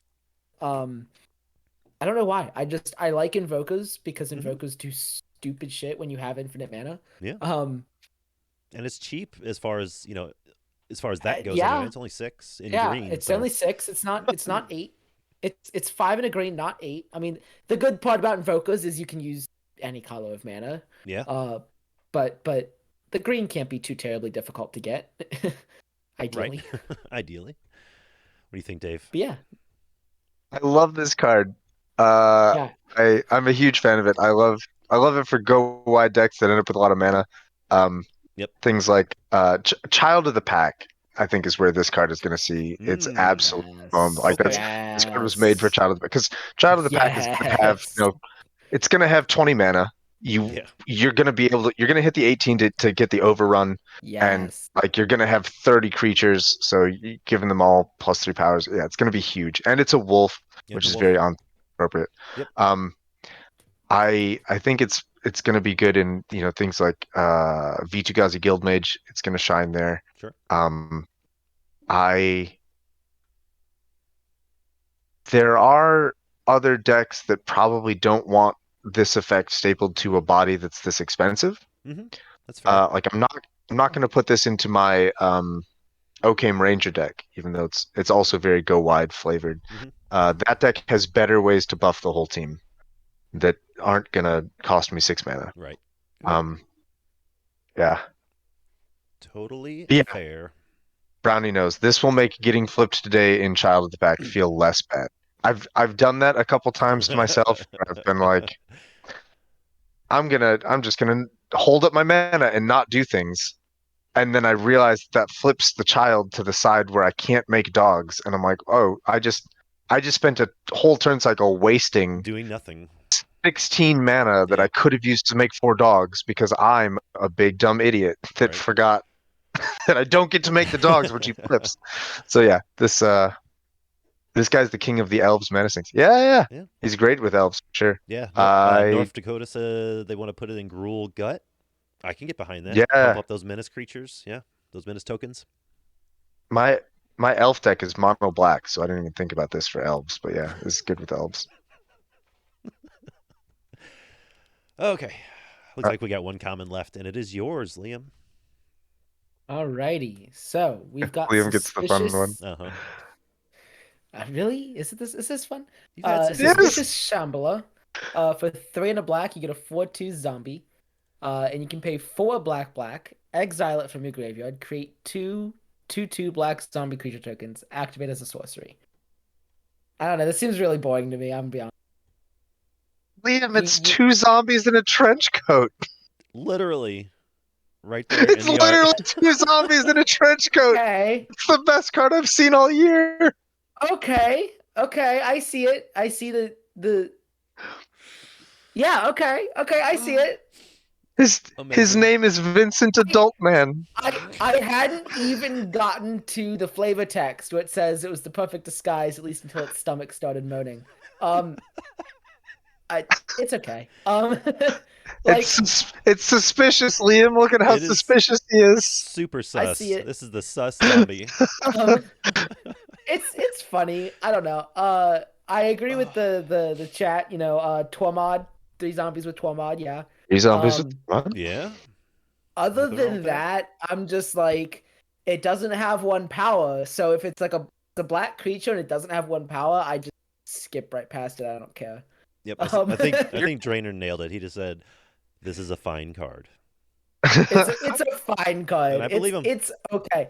This is when you have 99 cards and you've got like 5 more cards. You're like, I need one of these, but they're all okay. And you just like pick one at random, and that's the one. This is what that card is. It's in this 5. Yep. It's okay. Like this is for that rare deck when you're trying to fill out slots, not cut 30 cards. Oh, Yeah, sure. it's Yeah, I It's couldn't. happened to me twice. It's happened to me twice. I've probably brewed hundreds of decks that's happened twice. Yeah, I couldn't think of any instant cuts for this card. But yeah, you're right. If you're like, I need 2 more creatures. Here we go. Here's And one. they need to be zombies. Like here's one. Exactly. I need another black pip. Okay, perfect. Here you Yeah. go. Beautiful. All right. There are 2 decks where I'm really excited to run this card. And Drainer says it was either this or Moan of the Unhallowed. Both of those decks run Moan of the Unhallowed, and both of them love Moan of the Unhallowed. And I like this card for the same reasons. I'm gonna put it. I have a Sultai Zombies deck with the Soothsayer. Yes, I've routine, looked at that list. It's very good looking. Yeah, it's super fun because it like the Soothsayer and a bunch of the other cards will mill things into the graveyard, and then it turns out that the intersection of zombie flavored cards and cards that you can use from your graveyard is enormous.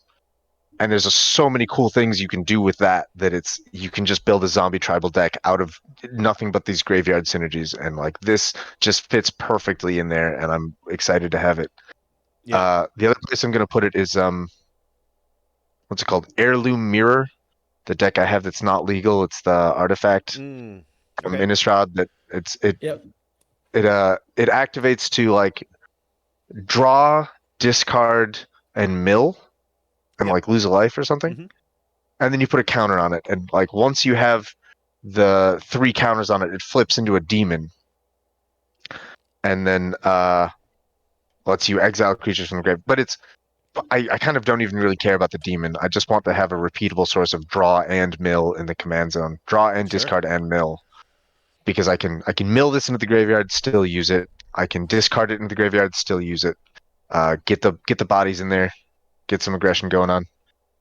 Abby's here. Abby, welcome to the show. We just wrapped up the commons. Hey. About getting ready to jump into the uncommons here in a second. So overall, fellas, what did you think about the selection of Enter the Battlefield commons that we have from J22? Are you rushing out to build decks around them, or I think where we landed on most of them was, yeah, we'll try it out. They slot into existing decks. Some of them do. Other than like Infernal Others- Idol, there's none of them that like completely stand out.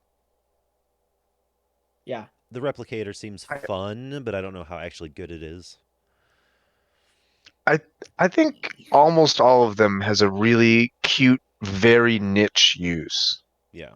So I'm excited to see where I'm excited. Each card excites me for like one deck out of my 90. So like that, Right. that's not bad. What if you... Let me look something up real quick. On the Replicator, if you hit that with Araumi, so you get 3 Replicators. Mm-hmm. Do you pay 1 for You each get one 3 to make another replicators. copy of itself? Like, are you going infinite here? What- It can't copy itself. Oh, not named Replicator. Okay. Okay. Yeah. They thought of that. Yes, they did. Clearly. Because They- otherwise, they- what happens is you do a infinite mana combo, and then you make a couple. Yeah. Make 20 copies of a Yeah. better thing, and no. Okay. Groovy. Yeah. Overall, I think the commons are going to be fun. Like you said, there's going to be some that have decks already, and then some like the Infernal Idol, that'll go in a lot of decks, but none specifically. Harley, look up here. Harley. No, not There's a my kitty. face. Kitty on stream. my Kitty face. alert. What Drainer make a good point about? Much better than instant staples every day, every hour later. Yeah. Yeah, exactly. It is kind of refreshing to have a set where Yeah. there's only one decent, card. Even Infernal Idol, I don't think is going to be a staple as much as it'll just be played a lot, if that makes sense. I loved Unfinity for that reason. Like Yeah. it's 6-sided die or embiggen. Yeah. That's it. Like after Embiggen. that, unless you're building one of the commanders, you don't give a crap about that set. Yeah, exactly. I got a playset of each and that's it. Like I skipped that set entirely. Yep. Spent $2 on it. Yep, I've picked up a few random commons from the bulk boxes at the shop, and that's about it. I sent my pre-order to my LGS. Is this all you want? It's like, yep. Yep. Like, That's it. where's the other 8 50 cards. cards? It's like, this is it. This is it, bro.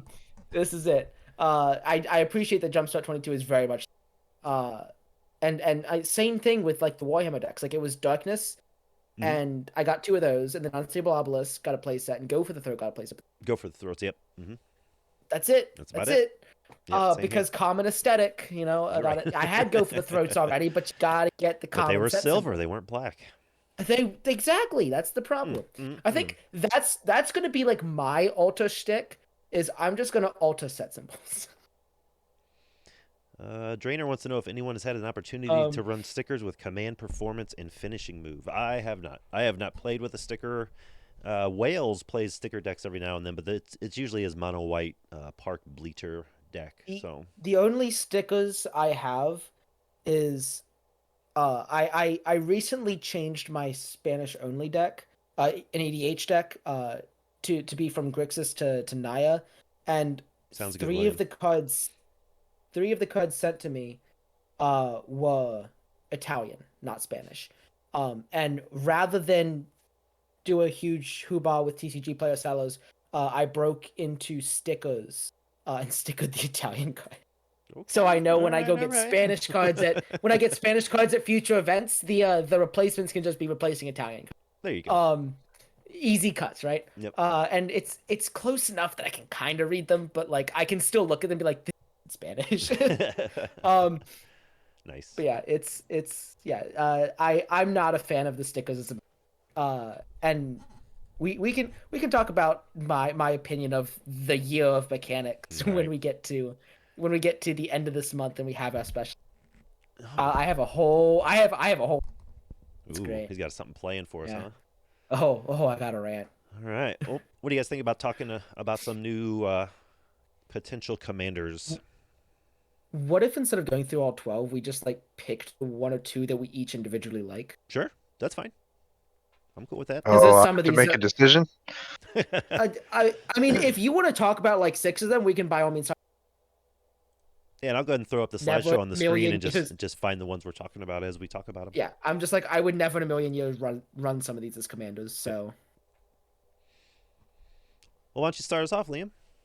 You got some in mind? I know you do. all right. The only one that I care about is Biblioplex Kraken. Let's go to that one. Biblioplex Kraken. All right, let's go over one. It's the second one.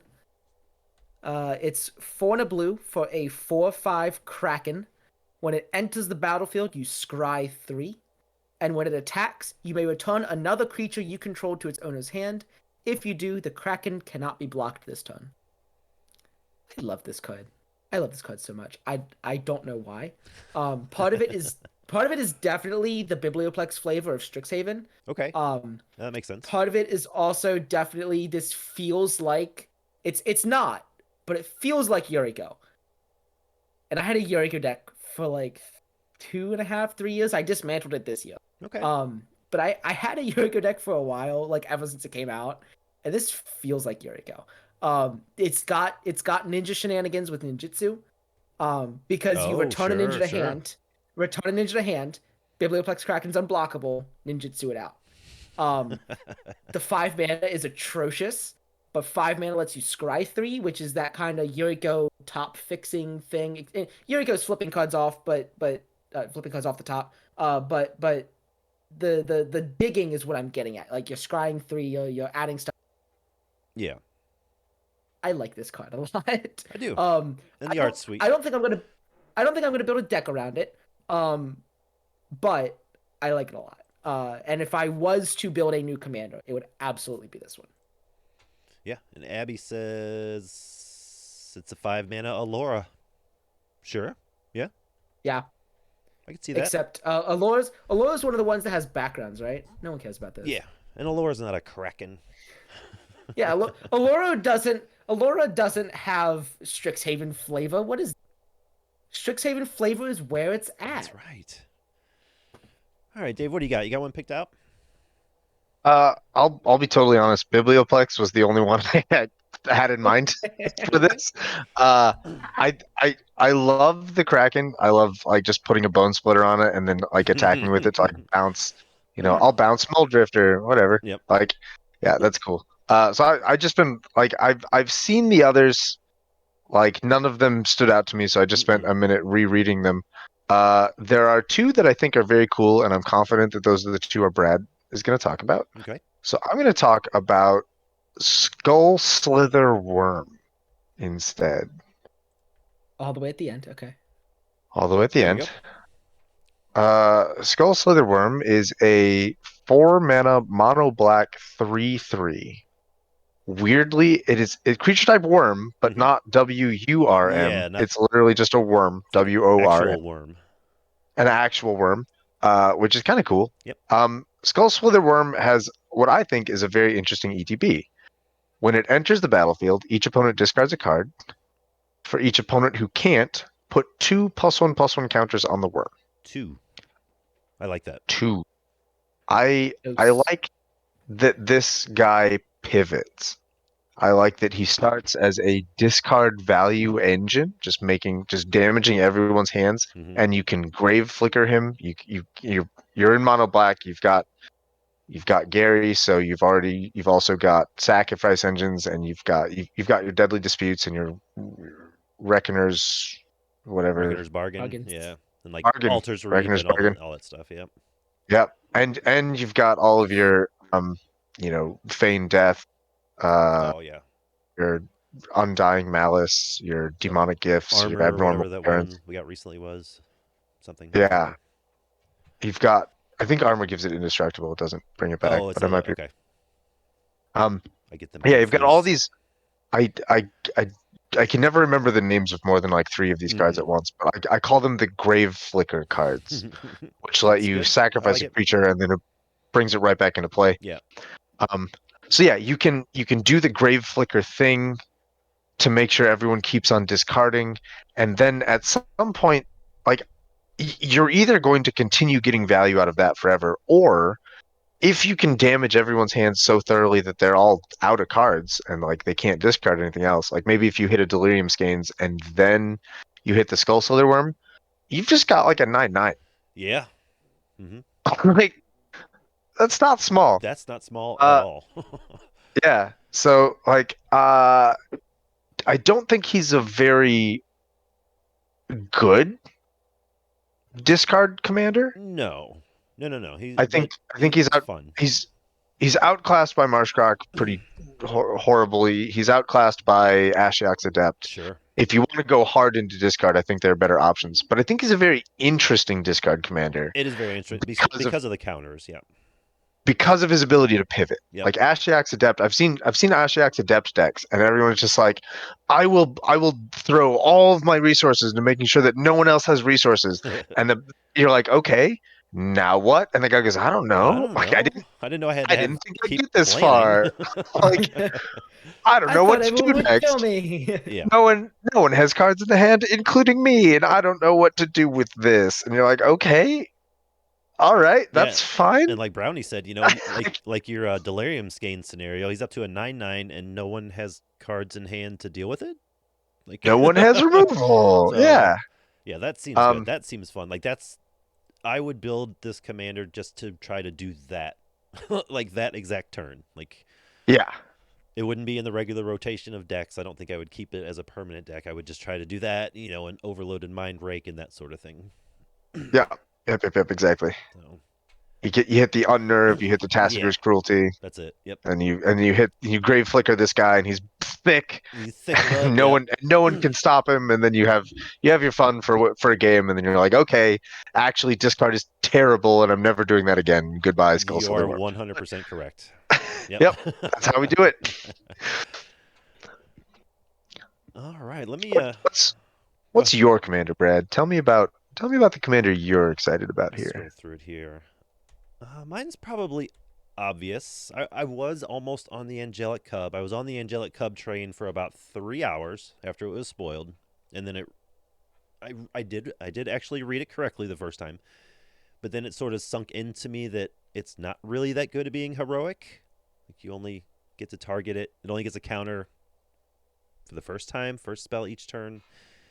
Which again, Yeah, it may be like the worm. It may be really fun. There may be something you could do with it, like you can do the thing, but after that one game and you lost with it, you're gonna be like, oh, okay, now I'm done. I can use these cards in better decks. So I moved on to Conductor of Cacophony. I feel like Papa Pauper yeah. has already broken this card, but that's okay. I want to play it a lot. Uh, this one actually got a lot of attention online and in various Discord channels because it is very unique. It's very cool. It is 3 generic and a black for a 2/1 demon. One of my favorite creature types of all time, demons. And Conductor of Cacophony in ETBs with 2+1/+1 counters on it. You can pay black and remove one of the counters from it, and it deals 1 damage to each other creature and each player. So it does not Crypt Rats itself. It does not kill itself, but it is sort of like the what was it, the skull sucker or blood sucker or whatever we had in the commons, where it's a dogged pursuit on a stick. This is, like Crypt Rats or Pestilence on a stick, if you will. We have no shortage of putting counters onto creatures. Like it doesn't say you can only do it with the original 2 counters that are on the creature. Yeah. You can just keep piling creatures, counters on there. We have plenty of ways in black, like we talked about a minute ago with the worm. We have plenty of ways in black to bring it back to, what do you call it, Dave? Grave Flicker? Brave Flicker, yeah. To grave flicker it when it dies. If you've only got those 2 counters on it and you spend it to wipe out some creatures, and you're like, oh, well, now they have more creatures, you can sack this to something, grave flicker it, get it back, and now you get 2 more counters to wipe stuff out with. So it just seems a lot of fun to me. I don't know. I don't know how strong it'll actually be as a commander, but I know Papa Pauper had a lot of fun with it. He said it was pretty powerful, and I am definitely looking to build with it. There's something about it that doesn't quite strike me as like a yeah, this is going to make a deck, and this is going to make waves, and this is going to be in my permanent collection of decks, but it is definitely one that I'll try the first time, and then I'll probably tinker with it a couple more times, and then I may forget about it totally. But as of right now, I am in love with this little demon. What do you think of the demon, Liam? I think the demon's all right. I don't know. Yep. I saw the people talking about it as well in the Discords, but I just don't know. Like It's just it's just don't know. interesting. It's very interesting. It's definitely interesting. I Yeah. think it's a lot of build up for a pestilence. It That's is. all it is. That is for sure. Because it does hit every It's a player, lot so of you build still up. are hitting yourself. It just doesn't Yeah. kill itself. So it's got sexy Yeah, art. So I just don't know. the I other just one I was thinking about talking about, and I didn't really realize how good this one was until I fell into a Twitter thread about it. It is the Magnanimous Magistrate. Okay, Yes. I need to pause right here Yes. because those are the 2. Yes. Like, Did you call while it? Liam was talking about the Kraken, I was looking like, what else would be interesting to talk about? Like, well, there's the Pestilence Demon, but Brad's going to want to talk about that one. There's this Magistrate, but Brad wants to talk about that one. I guess I'll talk about a worm. So, like, let's nailed it. Well, Okay, tell us about the Magistrate. I honestly feel like because of its combo potential that one of you 2 could explain it better than I could. So I will happily hand it over because there is definitely some I'll let mono Dave do white. that. Yeah, there is definitely some mono white combo potential here. Sure. So, I haven't actually thought about any combos, but maybe I can put it together maybe live. somebody in the chat will toss it in there too. So, what we have here is a 6 mana 3/4 mono white creature. It comes into the battlefield with 5 reprieve counters. And whenever another non-token creature dies, if its mana value was 1 or greater, so it needs to have a positive mana value. It can't be mana value 0. It doesn't work with Ornithopters. But as long as it had a mana value of more than 0, you can remove that many reprieve counters to put it back into play under your control. So I guess this might be comboing with something like Mere Moon Vessel, Mere Moon. You need to. The- You either need to combo it with something that has persist, or you need to combo it with something like an Auramancer that will get you back The- your angelic renewal. The chat is saying Icewind Stalwart plus any sack outlet. Ashnod's Altar and Icewind Stalwart, perhaps? Yeah. Oh, I see. Because Ashnod's gives you the Yeah, infinite mana, Ashnod's which will you can get you pump mana. into an Invoker. Stalwart. Okay, so you sacrifice the Stalwart for the mana. It comes back with the Magistrate, and then it flickers the Magistrate to reset her counters. I get it. I get it. That's Yeah. way easier than Auramancer, Angelic Renewal, a mana filter, a couple different Ashnod's No, altars. no, no. I like yours. I Mm. like yours better. Though Oh, there were yeah. more I pieces. love Angelic Renewal. There's Hell yeah. more pieces. More pieces is better. Okay, yeah. Angelic renewals. Amazing. That's what it was. Yeah, it was. I feel like Brownie or Abigail posted this card when it was spoiled, and then like 5 minutes later, the combo was figured out.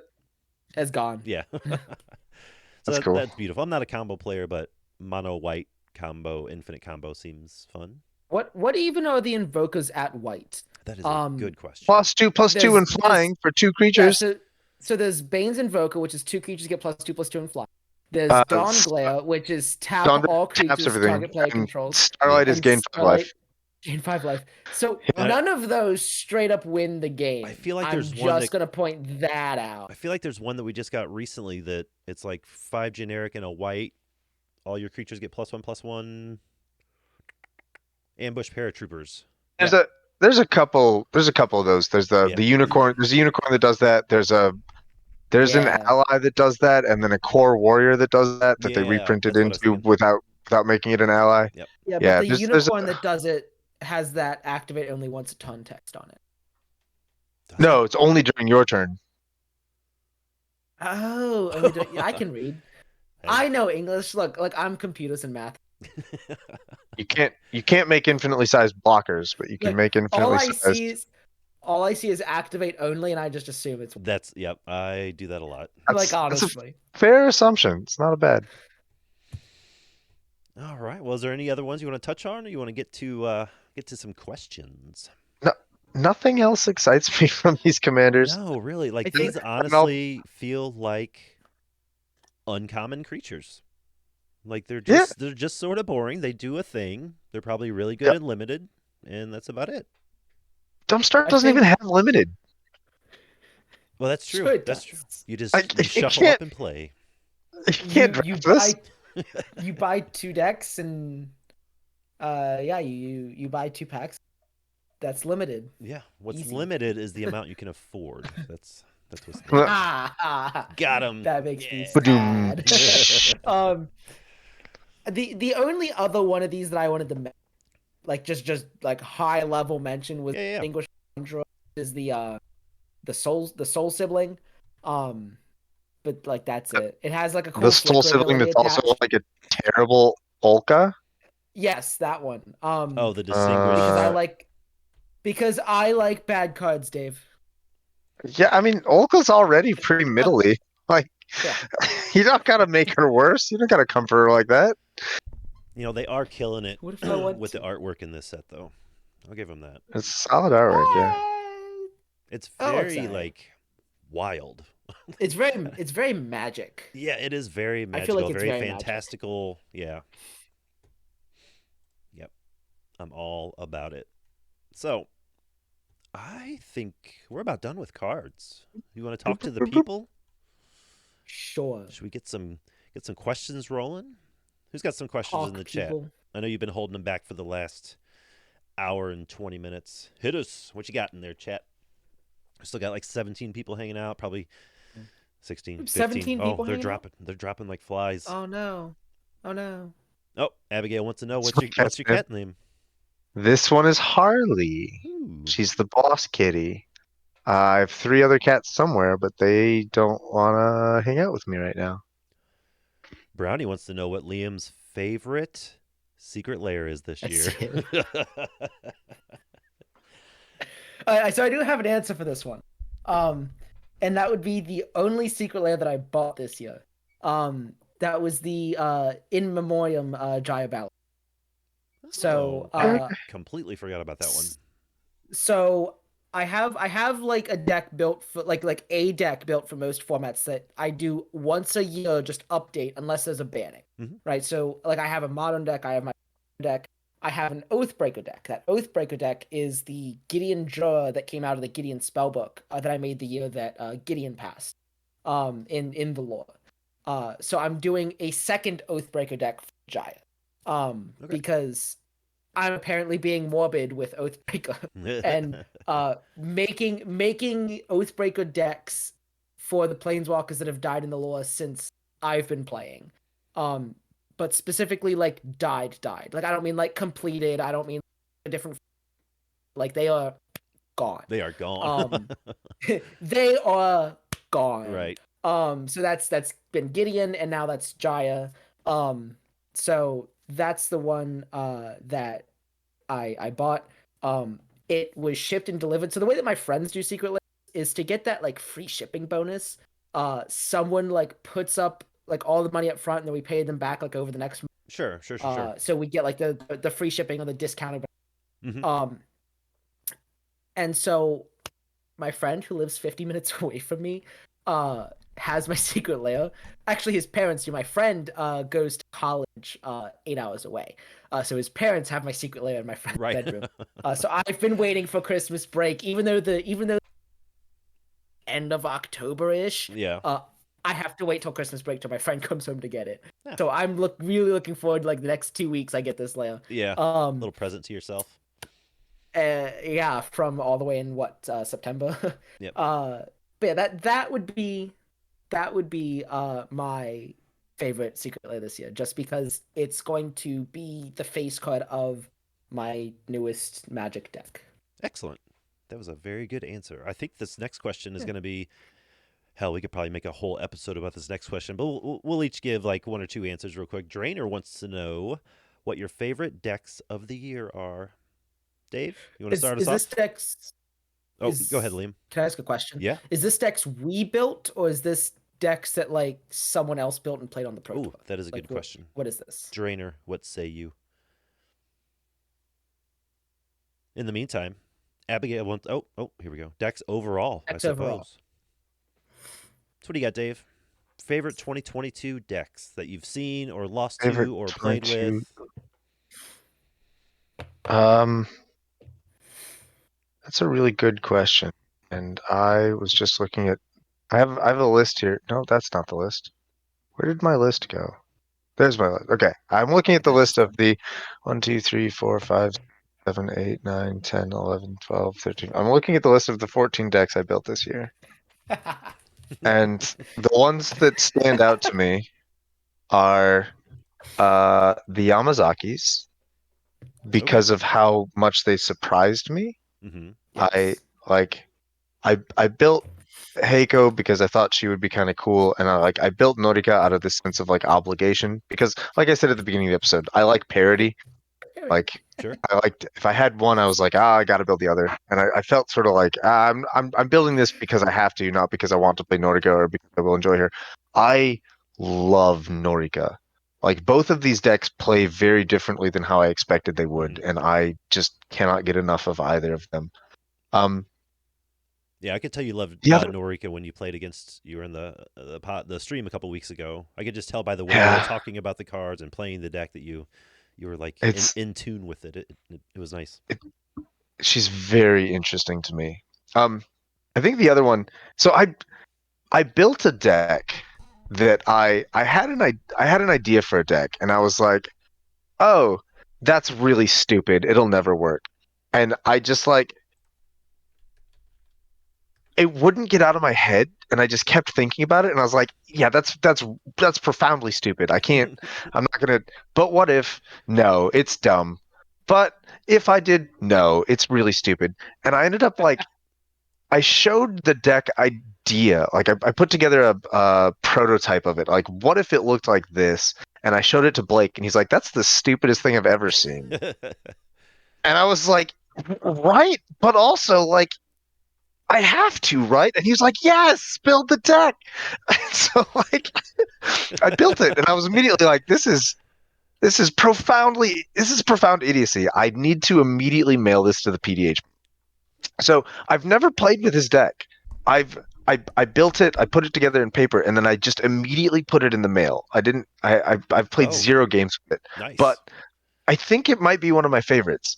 It's Alora, the Merry Thief, Mm-hmm.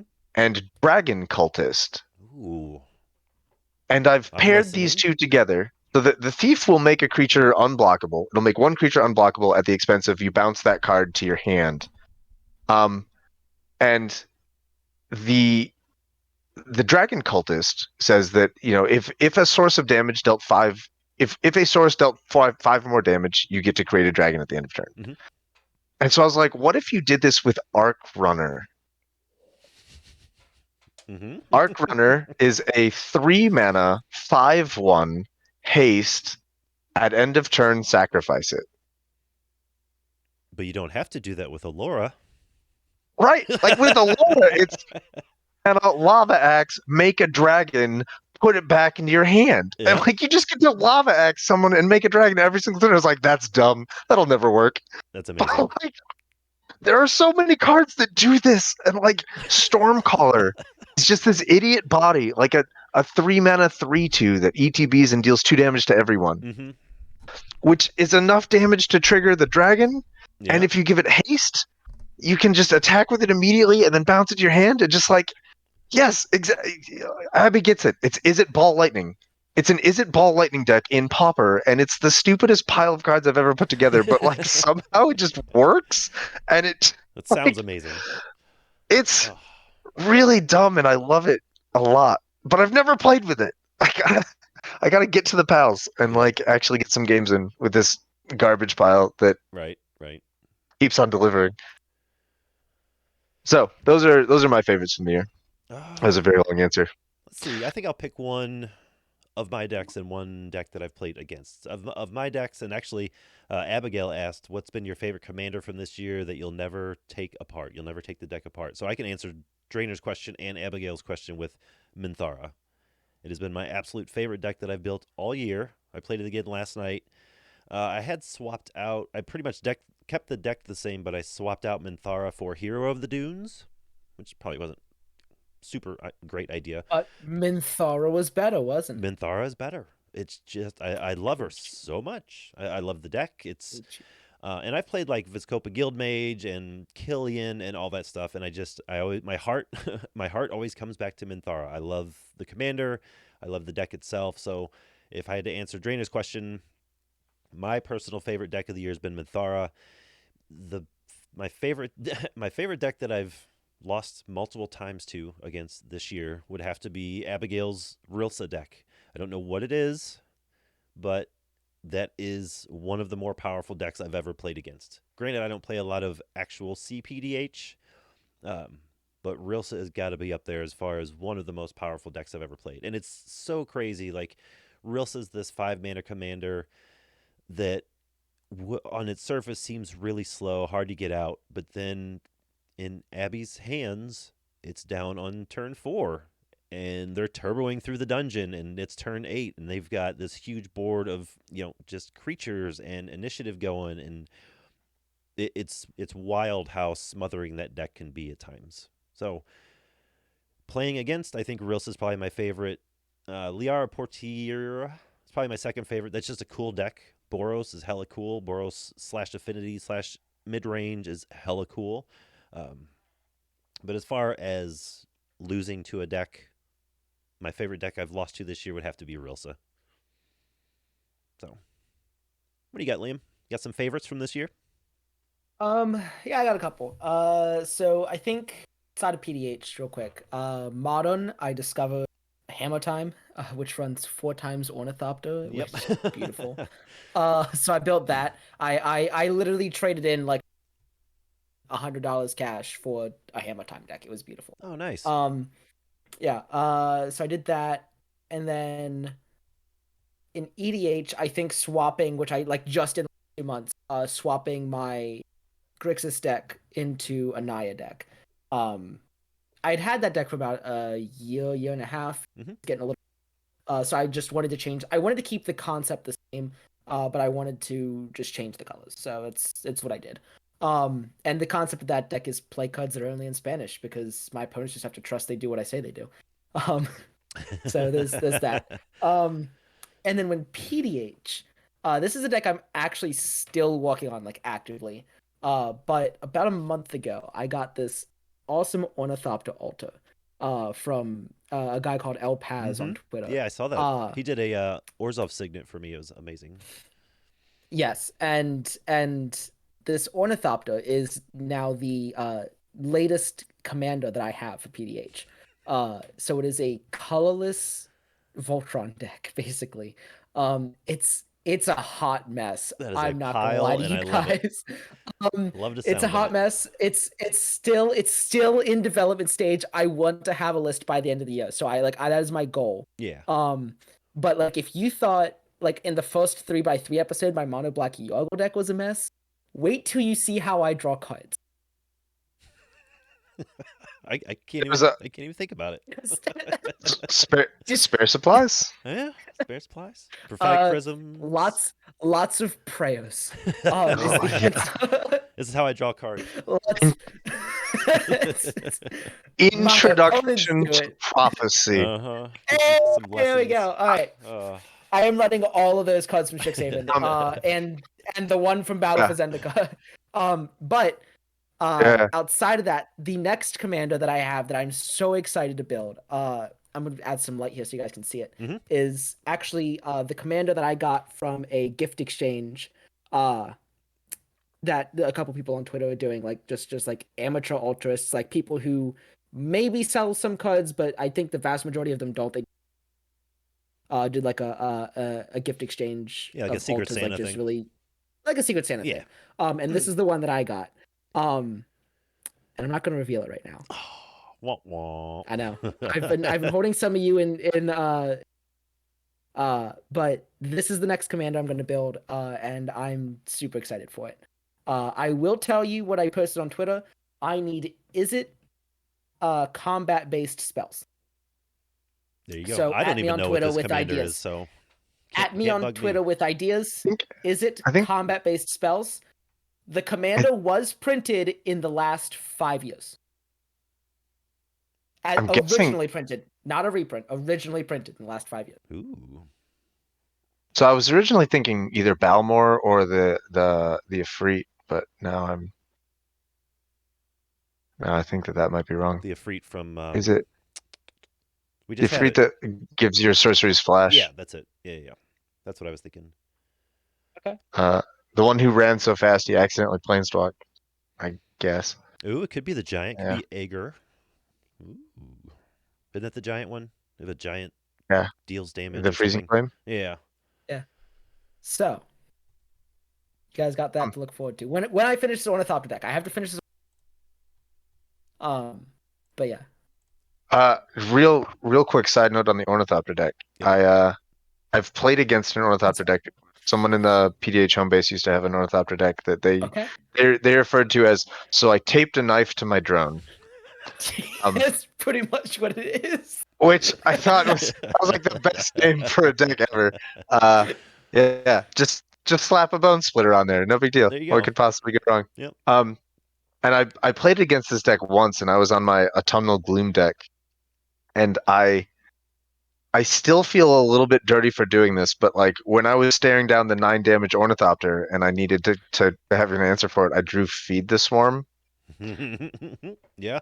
And like that just feels real bad. It feels like cheating almost. Feels a little bit like cheating. Like I'm not supposed to kill the 9 power flyer for free. For nothing. Yep. For nothing. I'll lose 0 life. Amazing. I guess. Yeah. It's Doomblade. Oh. All right. I think we get to one more good question, and then we'll start wrapping things up. Brownie had a question. Yep, that's the one I was going to read. Brownie wanted good. to know, has the year of 2022, especially or particularly Baldur's Gate, caused you to retire any commanders? Dave, I'll start with you because you have been building decks longer, so you have a better eye of comparing new ones to old ones and what to get rid of and that sort of thing. Yes. two decks specifically got the yeet. They were on their way out anyway, but then Baldur's Gate showed up and just ended their whole careers. Okay.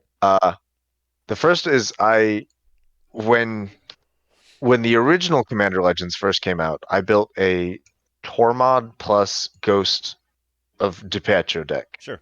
And I thought that I didn't think it was going to be a competitive like top tier deck. I had no idea that this pairing was going to end up being tier 1.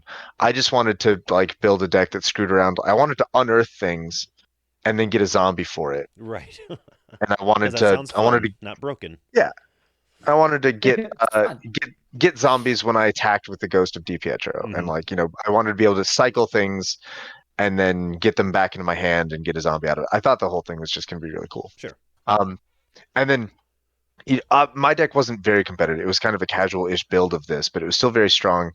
And then, Crash and Yalaran put Ghost and Tormod on the tier list, and then it made it to tier 1. Yeah. And I had to do that conversation where, I sit down at the table with this deck and I'm like, don't panic. This is a casual version. Like, please relax. I'm not the threat you think I am. Yeah, you got to put a And then it was, disclaimer on it. yeah, and like Yeah. I hated doing the disclaimer, and then like when my deck performed really well, I felt like I had lied about the disclaimer, and everyone was like, "Did you just say that?" I was like, "No, no, no, it really is like I don't have counter spells. It just like yeah, It's it just was that good, it was I a whole guess. thing." Yeah. So I took that one apart, and I had plans to take it apart, and then I saw Sivris, and I was like, okay, if I want a blue-black deck that's going to put cards into the graveyard and then use them from the graveyard, like Sivris is where I want to be. Because Sivris has this, tap, you milk the top 3 cards, and then you make everyone either choose to put them into your hand or pay the 3 life and you put them into your graveyard. Yep. I wanted that choice to be agonizing. I wanted people to look at, First Sphere Gargantua or Rotting Rat, be like, it doesn't matter Doesn't where matter I where put you it. put it, right? You're gonna do it anyway. Yep. So like I wanted that to be really fun. So I built this unearth deck, and like I extra wanted to abuse it where I could, I wanted to unearth the spell and then flicker the card that I had unearthed. So I get another ETB trigger out of it and it sticks around. And then I wanted to sacrifice it to Sivris to put it back into the graveyard so I could unearth it again and like just sacrifice it after I had unearthed it to get another Sivris thing. Like it was this whole thing. Like Right. I think those things interact really well, and I just gave up on Ghost entirely. Sure. Like 20 of the cards that used to be in Tormod Ghost are now in the Sivris deck. Okay. That makes sense. The other one that definitely got the boot hard is I used to have a Blaze Commando deck. Yeah. Blaze Command is a very old Ravnica commander. It's a 5 mana 5/3 Boros Minotaur with the ability whenever a spell you control deals damage, you get to create 2 1/1 haste soldiers. And this deck got retired just because I had played it and I had played against it too much. It's a very linear deck. Yeah. It's fun the first 20 times, and then it is completely out of surprises.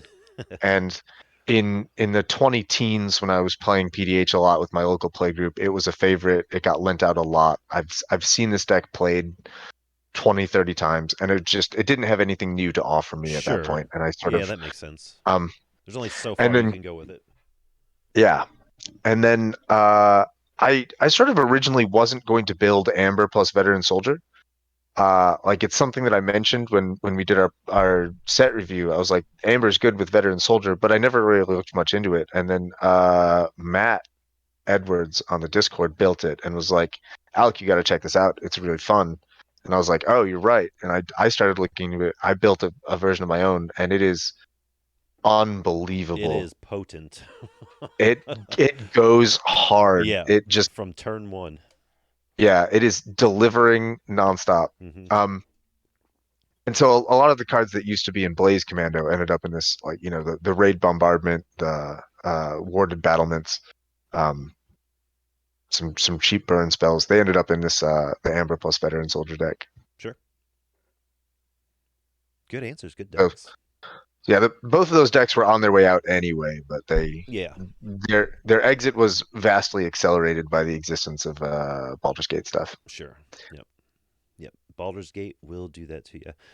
I don't Sure. actually have too many examples. I wasn't super into building paper decks when Baldur's Gate came out. I mean, I was, but I wasn't like I didn't have enough of them to regularly play to know how good they were, if that makes sense. Baldur's Gate is the set that came out where I totally, completely dove into brewing and deck building 100%, as opposed to this is a really cool format. Let me put some decks together, that sort of thing. I will say, though, that even though it was on one of our 3x3 episodes, I will say that Abdel completely pushed Reverent Hoplite out of a deck, out of my bulk boxes, out of everything. Like, I wanted the Hoplite to make a bunch of mono white tokens and do crazy stuff, and then Abdel came along and just demolished that pretty much. So I know that one for sure.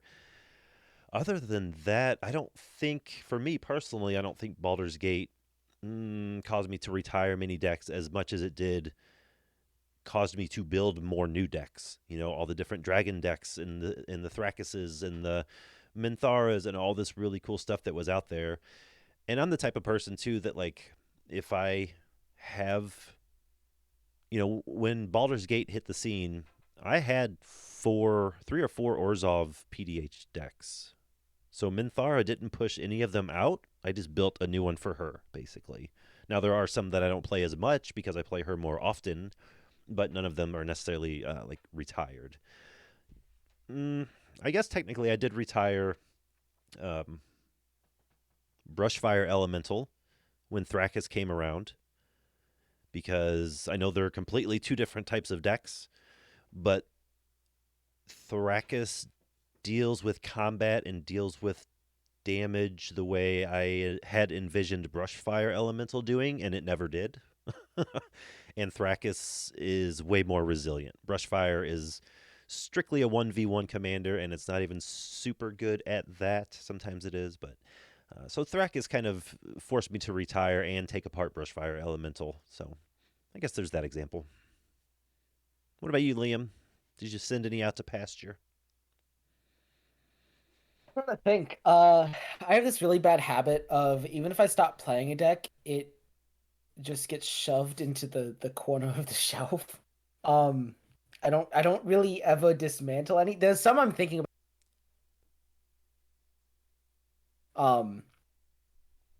But I'm trying to think. I feel like there's a couple decks I dismantled.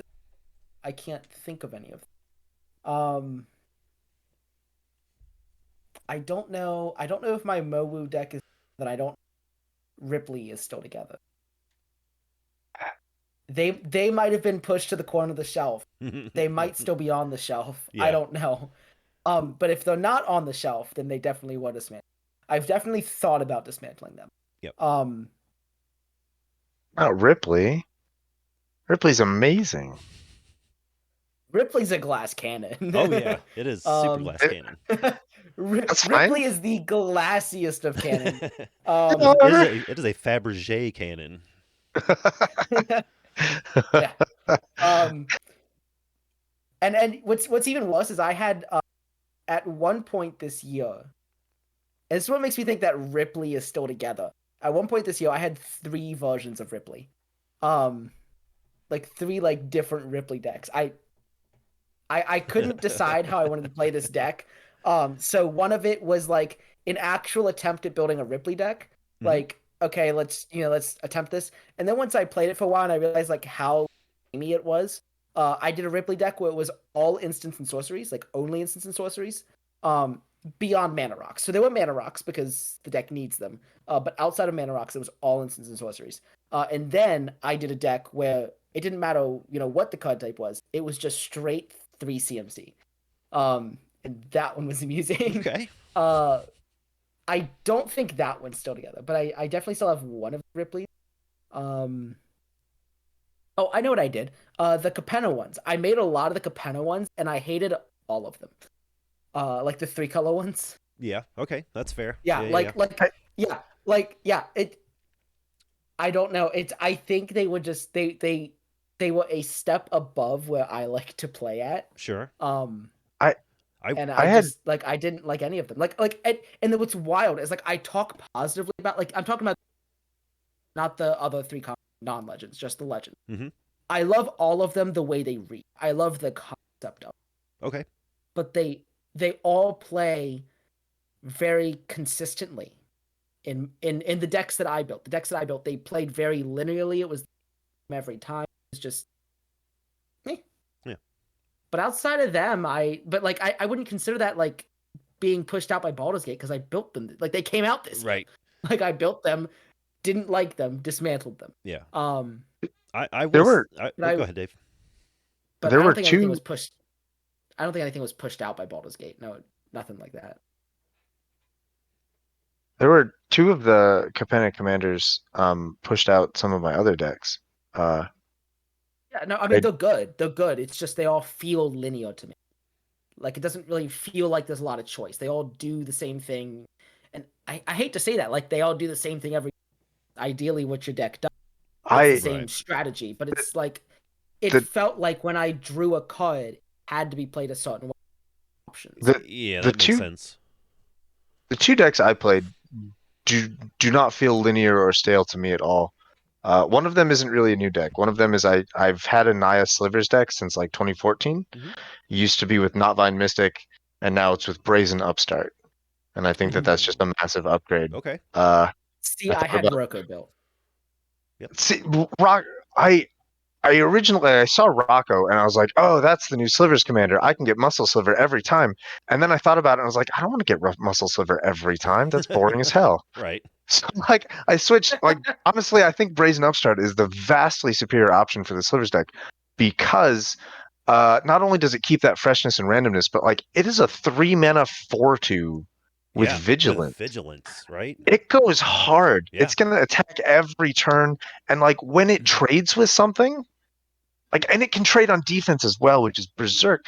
And when it trades with something, you get a sliver out of it, and it's a random sliver. Yeah.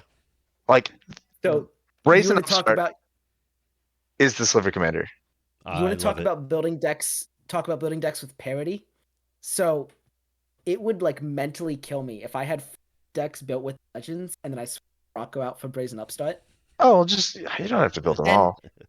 And then when I look and I see like, okay, I could just swap them all to the non-legendary vote. And then I look at the Grixis one, which is hot garbage, Hmm. and I Yeah. look at the Bant one, No, which like- is hot garbage.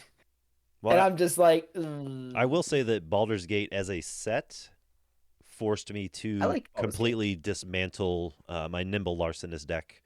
It was an Esper party deck, and it was god awful. And it was god awful when I built it, and I knew it was. But the synergies and everything that Baldur's Gate had within it really showed me that Nimble Larcenist deck was kind of bad from the ground up, top down, ground up, however you want to look at it. It was just bad. So I took it apart. I'll probably build a deck for the Larcenist again at some point. I don't know how to build Esper. That's something I need to look into. I don't know what Esper's trying to do. Even though I love Orzhov and I love Dimir, and I'm indifferent. I'm medium on Azorius. I don't know what Esper's trying to do other than just control. It's Orzhov with counterspells, Brad. How hard could it be? Yeah, that's If I was going to build a Larcenist, it would be a hard control deck with it would be a competitive hard control deck with a lot of hand disruption. I would run Glasses of Urza and every peak spell, and I would just be the police where I would constantly just the be fun looking at police. just the fun. Yeah, Larcenist is straight fun police. Amazing.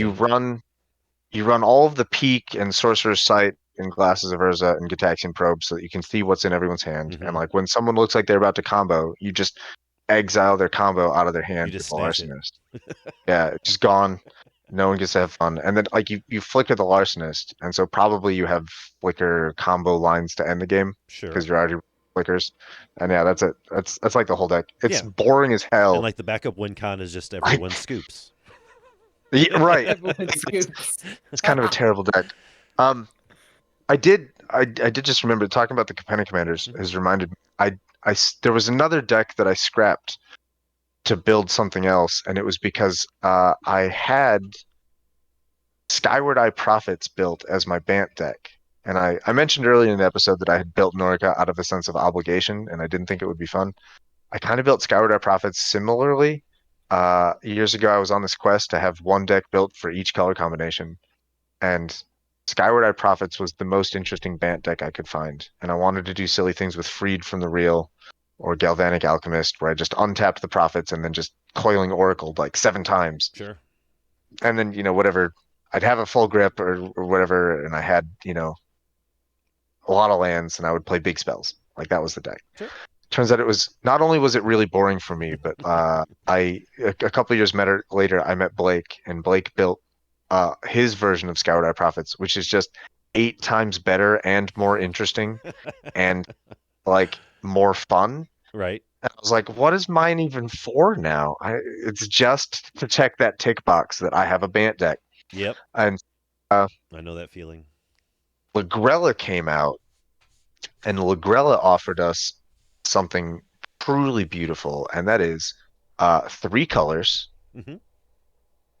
a flicker shell, and counter synergy.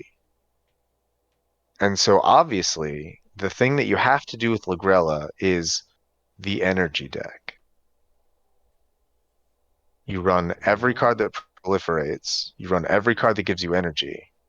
You flicker, you tuck your own energy cards under Lagrella, like Riparian Panther. You tuck that under Lagrella so that when Lagrella flickers another time, you get more energy counters.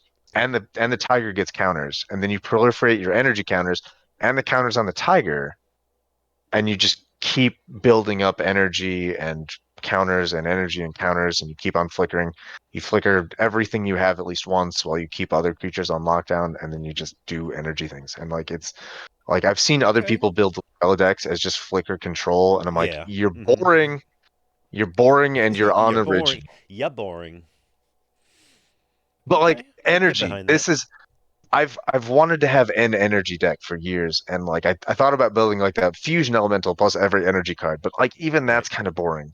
But like having the 3 colors, you got good energy colors, you can run every energy card, you can run all the flicker cards, you can flicker the energy stuff, you can proliferate all the counters that Lagrella puts everywhere. Like that's a super fun energy deck, and I love it. It's never getting old. Yeah, that sounds like a So blast. yeah, Skyward Eye Prophets ate the axe so that Lagrella could shine. Perfect. Excellent answers. All right. Well, got any other Baldur's Gate comments or decks or anything you want to talk about? Abby's called out over here. Yeah. Sorry, Abby. It's all good. We still love you. All right. Well, I think that pretty much wraps up our first of, I don't know, possibly a few or many live stream episodes. How do you guys feel about it? Feel pretty good? I loved it. We should do this more often when the pals aren't streaming. I think so too. I think it's a good idea. I like it. So Abby's gonna get me with fogs. It's okay. Love it. get him with your Definitely with your turbo fog deck, Abby. That was do fun. this like every so often. Yeah, I don't know if this has to be like a monthly thing or what have you, but yeah, definitely more often than once every 6 months. Yeah. Yeah, I enjoyed this. But yeah, appreciate everybody hanging out. Looks like we got about half the viewers as we did when we first started, but that's probably normal. But to anyone still listening, we love you. Thank you for hanging out so much. And you know where to Especially find love us. you. If you want more Pauper Commander talk, hit us up on the email, thepdhpod@gmail.com. I think just about everybody in the chat right now is on Twitter, so they know where to find us. But if not, we're Liam's at Pauper Command, and I am at Pauper_B. And literally everywhere but Twitter, you can find Dave as Alkadron, anywhere that PDH is being talked about. So, and then I'm going to try to get this episode as just an audio version on Friday like normal. Might be a little awkward to listen to, but at least we'll have all the platforms. And then I'm also going to put this recording up on the YouTube for anybody that wants to go back and watch it, or anybody that's missed it and that sort of thing. So I think that's pretty much it. Oh, go ahead. Thank you so much, everyone who's been in the chat, hanging out with us, asking us questions, chatting. Thank you, Abby. Yeah. Thank you, Trainer. Thanks, Brownie. Thanks, Monkey Dota. Yes, Too thank much you. do. Yes, Who since did the Eric? intro started, we're just over 2 hours, so thank you everybody. some clown named Alkadron has been chatting a couple times, but Yeah, he's even we a don't talk mod. I about don't know how him. he hacked in and got to be a mod, but Slat we'll take Slat care of that. Slats came to visit. Thank you, Slats. Yeah, Yeah, thanks everyone. You made this, I think, a success. absolutely, Uh, 100%. Yeah. North Dakota. 100%. Thank you, North Dakota. Yep. Yeah, it's Yeah. basically because Uh, everyone there. That's the reason I would do it again. Not just for us. Like I'm not vain. I would do it for the people. Great. Yep. I am gonna go relieve my bladder. So, Yes, that is a fantastic idea. It's hard to do that when you're but like supposed to be on camera. You can't just step away. yeah, So, all right, we're gonna wrap up episode 27. Big thanks to MTG Brad. I actually put 2 other of his songs in the intro and just let those play before we started. So, give those a listen. And yeah, from everyone on video, as you see, to everyone out there, brew a deck, play some PDH, and we'll talk to you in a week. Peace. cheers. See ya. Stop streaming.